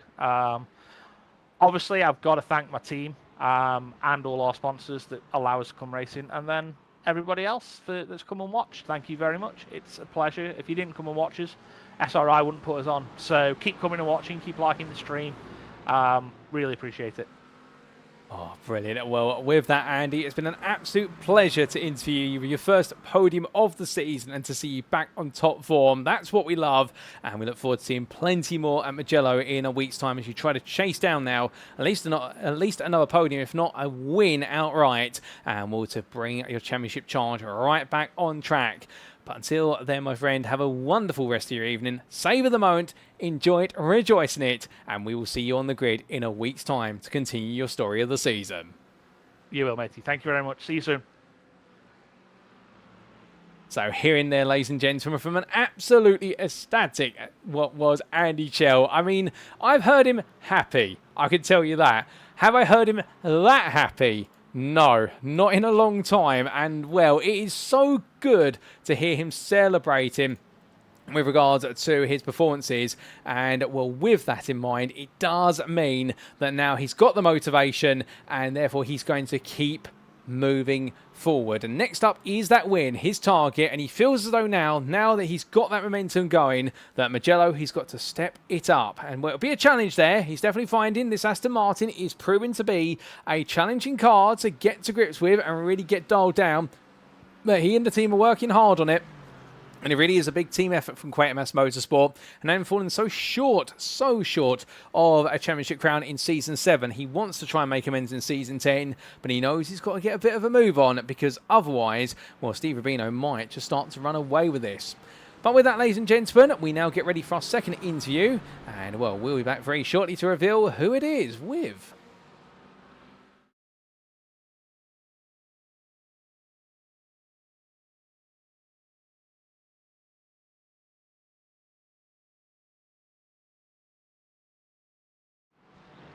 And without further ado, ladies and gentlemen, we are now going to be catching up with Jared Love as he makes his way into the interview room with us. And, well, we say hello and good evening to you, Jared. How was it today for yourself? Because part of me thinks it could have gone better. Part of me thinks you had a lot of fun after that open lap was out the way. Yeah, pretty much. Yeah, that's about right, yeah. First lap was a bit mental. Peter got taken out in front of me. There was the two Ferraris at the front took each other out, and then going into the double right hairpin at the top of the hill, 9 and 10, touched the back of somebody. It was a 0x, but I lost my whole bumper. So great fun for the next 10 laps, fighting for my life with Christopher Starmore and everyone behind that, just try to keep him behind me. Oh, goodness me. Well, very rough start to the race, but after that, everything started to get a little bit more exciting. But let's dial it back to qualifying. We have seen for yourself in the DC Motorsport team, this Mercedes has been a car that's been rewarding you guys. And here today in qualifying, it's no exception. Peter Duke put himself on the second row of the grid. You put yourself on the fifth row. Something tells me you're quite happy with that 9th place. Yeah, I was. I was sitting something like 20th for the first 50 minutes, and then the second half of my last stint, I just seemed to hit consistent laps, and every lap I was cutting a 10th off, and I somehow managed to get it in the top 10, which I was delighted with, and Peter was delighted. We were both, if you went back and recorded our Discord commentary, we were not commentary, our voice chat, we were both sort of cheering when we managed to get that final lap in and Finnick got where we got to. Oh, fantastic. Well, major team effort there, all coming together, and of course you having to really put it all together in the car. But then going racing, of course, you mentioned only moments ago that lap number 1 really was a bit of a nightmare lap with everything that happened. So we won't talk too much more about that. But after that had happened and trying to survive with the damage on the car, what then became your focus of the race other than get to the pits for the fast repair? Yeah, that was it. You know, it was just if I could defend and keep people behind me, I kind of conceded that I was never catching the folk that were in front of me. If I could keep as many people behind me as I can, take his pit as early as I could, get the damage. Hopefully I could get an undercut. Unfortunately I didn't. I think I came out behind a few of them, but I managed to overtake a couple of them. So it kind of worked, it kind of didn't work, but it wasn't the plan. So yeah, I made the best of maybe a bad situation. Well, you made the best of a bad situation, like you say. And with regards to overtaking and battling, were there certain parts of this circuit where you found you could make the moves easier than others? Because Portimão, lots of direction changes, plenty of high-load corners as well. I mean, it's not easy overtaking anywhere, even at the hairpins. No, it's not. I had quite good success going into the first sort of hairpin turn 5, second hairpin turn 5. Just at the start of my second stint, I made a couple of places there. And then for the last sort of 10 laps, I was chasing, I can't remember the gentleman's name, but managed to get down to a half-second gap, and I was hoping that I'd get the run out of turn 4 and hit turn 5 and just get up the inside, but he was in a Porsche, and it was just getting really good traction out of turn 4, and what was 2.2 of a second was going to 0.3, 0.4 by the end, so I wasn't able to get a move on him, and he was just keeping me at bay. Well, definitely pushing hard. But like you say, couldn't make all the places, but some good battling throughout. And I get the feeling that sort of sets the tone, really, for what lies ahead from yourself. A battling season and looking to move forward. Heading to Mugello, then, what can we expect from you in Italy? Hopefully, good things. I've raced it before on this tyre model as well. I've been quite quick at it, fairly consistent. So hopefully that carries over to this. Obviously, this is a much more competitive. I think there was 0.1 second between 3rd and 10th place on qualifying there, so it's going to be tight, but yeah, hopefully more good racing, good fun, and we'll take a top 10 hopefully next race will be my goal. Well, a top 10's always a good thing to target. You weren't too far off it today, to be fair, Jared. Just unfortunate the way the race started versus how it ended for yourself. But just as we get ready to let you go, is there anybody you'd like to give a shout out or a thank you to live on the broadcast tonight? Yeah, shout out to yourself for doing the commentary. It's always good watching back the races. Maybe not listen to my own voice. That's maybe not quite as good. But yeah, your commentary is brilliant. It's great fun watching the races back. Shout out to the DC boys, Peter, Dave and Wayne. And shout out to the wife. She lets me get a wee bit of time on the rig and handles the 2 young kids that I've got. So got to give her a shout out. Oh, fair play. I'm sure the missus does appreciate the shout out there. And, well, so good to have you join me in the interview room as always, Jared. Congratulations on what was a hard fought fight for 13th place in the end. May not have been the result you wanted, but definitely fighting back and showing everybody that you can definitely dig deep when it all goes wrong. Hopefully at Mugello you can chase down that top 10 finish that you're looking for. But until then, have a great rest of your evening. And thank you once again for joining me in the interview room. Cheers, Paul. Enjoy the rest of your evening. Thank you. So here and there, ladies and gentlemen, from Jared Love, who understandably a little bit of frustration with the way things played out. A brilliant qualifying lap to start 9th, but then it all went wrong before he completed the opening lap. Being involved, of course, in the big incident on the start-finish straight where he lost his front bumper with his teammate Peter Duke being turned across the road and therefore coming into collateral damage. And then subsequently, of course, what happened between the two SimRacing team Lowland drivers, Menno Bloem and Vincent Lodder, only added to the worries and concern. And, well, the whole opening stint really was get to the pits, get the car pitted, get it repaired. But he did exactly that. And after that, well, he got his head down and went racing. But unfortunately, it did seem as though towards the race distance, time ran out, and with it, opportunities to overtake ran low as well. But still, 13th place finish, a good recovery drive, and he'll be hoping for plenty more when he makes his way to Mugello, and hopefully looking to seize a top 10 there. Because you can definitely tell the confidence is building for Jared Love at DC Motorsport. I think so far this season, he's definitely been enjoying the race in each and every round. But with that, ladies and gentlemen, it's now going to be an opportunity for us to have our third and final interview come into the interview room. You may have noticed his name was revealed a little bit earlier if you are eagle-eyed, but with that, we'll be right back for our final interview of the evening.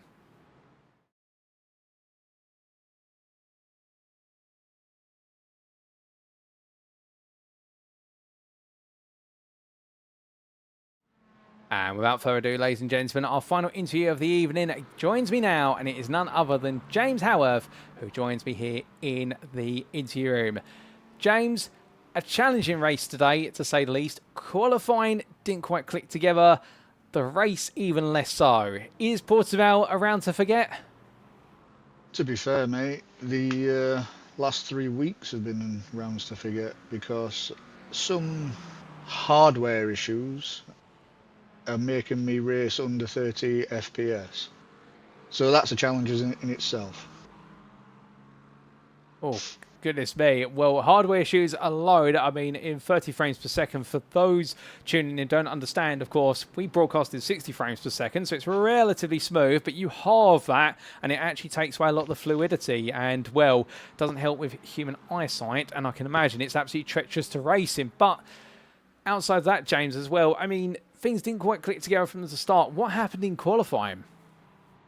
Well, again, with the hardware issues, I thought deleting iRacing itself and then reinstalling it may fix it.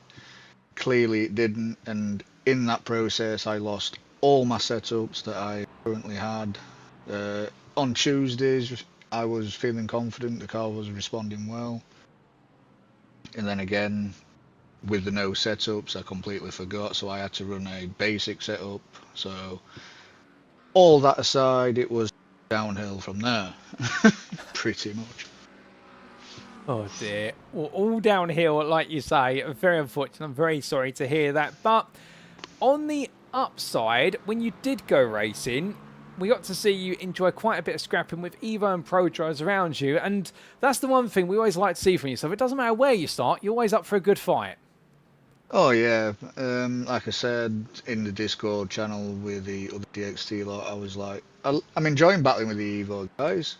It would be nice to actually have someone for class position instead of race position.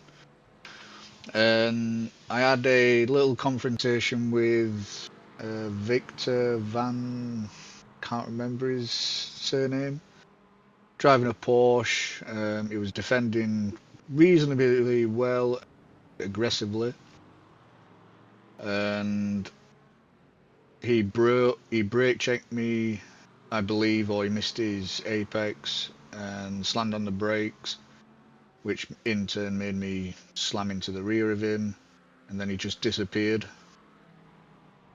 Could have been disqualified, I'm not too sure, but that was very early on. And then towards the latter stages of the race, I was battling with a few class drivers, and then I got punted in the rear at turn 1, which in turn gave me a 0x, but on the downfall to that, I ran wide off track, which again gave me a drive-through penalty. So pretty much a night to forget. Oh, a bit of an unfortunate night to forget in terms of everything that went wrong there, and also the moment you had with Victor van Zist, as you say. Perhaps one of the positives to talk about, just for a brief moment, if I may, was your good little scrap towards the end for 18th place between the likes of, I believe it was Robin Pownier, also Mark Johnson, Philip Harris, Tom Cordy. All of you stepping on each other's toes. It did lead, unfortunately, to you getting the drive-through because the instant points picked up. But that was classic racing amongst 6 pro drivers all close together. I mean, that must have felt as though it was home. Oh yeah, 100%. It would have probably been a lot cleaner on my part if I didn't have the stuttering issues, as I like to call them. But I thought I did reasonably well considering the handicap that I had. But let's just hope I can get it sold for next week. Oh, indeed. Fingers crossed you can. And speaking of next week, when we do head to Mugello, presuming it's all solved, how are you feeling for the Italian circuit? I actually like Mugello, so I'm pretty confident in there. I'm probably aiming in the points because there is a lot of fast drivers in my class, and I've not quite reached the top 5 yet. Well, we look forward to seeing you chase those points. Presuming all does get resolved, and fingers crossed, I'm sure everybody will be doing everything they can to help you out, even crossing fingers and toes like I am right now. But, James, if you're feeling mellow at Mugello, we look forward to seeing you achieve that. But until then, is there anyone you'd like to give a shout out or a thank you to on the broadcast this evening? Yourself again for a fantastic job. Like, I don't know how you do it. Pretty much, as I say to the lads, it's like, how do you do it in one breath? I don't understand, but you do it amazingly. Obviously, the admin team for SRI, it's a great bunch of lads in here, even though there's some questionable driving. But it's a good bunch and a good community. The DXT lot, as per usual, and lastly my girlfriend Laura, who's tucked up in bed right now. Well, James, it's been an absolute pleasure for you to join me in the interview this evening. Even though it's been a frustrated day, we really do appreciate you taking the time. Hopefully you can have a better day of racing at Mugello in a week's time. But until then, I hope you have a great rest of your evening, at least as some degree of consolation. Yeah, you too, mate. Take care. So here and there, ladies and gentlemen, from quite a down and quite disappointed James Howarth today, and you can understand why. It's not quite gone right. Technical issues, like he mentioned there, are really causing him to run iRacing at a much lower frame rate than he would like, and that in turn makes it very difficult to drive, be able to gauge braking points, to be able to see other cars, etc. The list goes on. It's not a list of doctors' excuses, it really is the genuine deal, and it means that whatever he's able to extract, he's having to work twice as hard in order to be able to do it in a field which is very competitive, and as he mentioned there, trying to find points really is the ultimate challenge. But still, he kept his head in it to try and win it as best he can. Enjoyed some brilliant battles at different points in the race, but unfortunately contacts plus also instant points end up seeing his race end up with a drive-through penalty that saw him finish all the way down in 26th in the pro class. So not a night to be remembered, but hopefully at Mugello he can definitely have a better day to be remembered, and we look forward to seeing whether he can make that happen. But with that, ladies and gentlemen, that is the conclusion of our interviews. So a big thank you to our 3 interviews for this evening. We heard, firstly, from the Evo classes, Andy Chell from Quatermass Motorsport, who was absolutely ecstatic with his first podium of the season. And, well, what an effort from him with that second place in class. And then came to the pro class, and we started with Jared Love for DC Motorsport, who in the end, after the early contact in the race, had to fight his way back through for a recovery to 13th place. And James Howarth, meanwhile, for Dexterous Motorsport Zemex, well, it didn't quite go right today in either regard, whether it being qualifying or the race due to technical issues, but still, tried to keep his head in it and tried to do the very best he could over the race distance. And that's the kind of commitment we love to see. But a big thank you to all 3 of our interviewees. Well done some of their results, and we really do appreciate their time in the interview room. But with that, ladies and gentlemen, it's now time for us to wrap up. Thank you very much for watching, and if you have enjoyed today's show, and perhaps you're sat there right now wanting to know more about how you can be on the grid at SimRacing International, well, at the bottom of the screen you will see the invite link to the official Discord, where you can get on the grid or at least get to know the community. But what is in store at SI, I hear you ask? Well, you've been tuned in today to the Thursday evening GT3 Championship, which is currently in its 10th season, as powered by Trophy.ai. If you're a GT3 fan, but you're more of a weekend racer, you can, of course, join the grid for the UK SimRacing community at Season 16 GT3 Championship on Sunday evenings. On alternated Sunday evenings, we also do have the America's GT Challenge Championship, which is GT3s and GTEs in a brilliant multi-class series, which you'd think that might be a bit of a dangerous combination, but if anything, it's led to some of the most ferocious and brilliant racing that we have seen in the last couple of years at SRI. We also do have a new season of racing on Monday evenings, which is due to get underway at some point, no exact date on when. But if you don't want to be on the grid in a paid series, perhaps you're looking for something a bit more casual, you can, of course, join our free-to-join Practice League on both Tuesday evenings and Saturday mornings. There's never been a better time to be on the grid at SimRacing International, and we gladly have you join if you join tomorrow. Just join via the Discord link at the bottom of the screen. We'd also like to take a moment to say a big thank you to our sponsors, series and league sponsors that is, including Trophy.ai, Kame, Modern Technology, SimCoach, where you can unlock your true potential, the GP2 Group, and last but not least, of course, Motorsport UK's esports division for continuing to recognise us at SimRacing International as a recommended community. And a huge thank you to them for that recognition. We're very grateful for it and very proud of it, and long may it continue.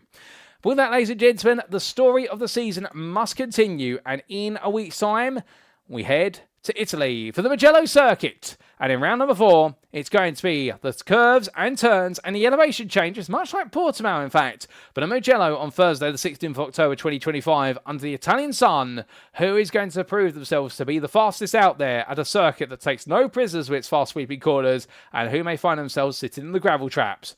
Well, for all that and more, you'll have to tune in a week's time. But until then, this has been your Split B broadcast. We have been SimRacing International, and I've been your host and commentator, Paul Walsh, also known as TX141 or Brit of the Spit, depending on what media you follow me on. And until next time, remember to stay safe, stay well, stay smiling, and most importantly, like our drivers, folks, remember to stay on track. Good night.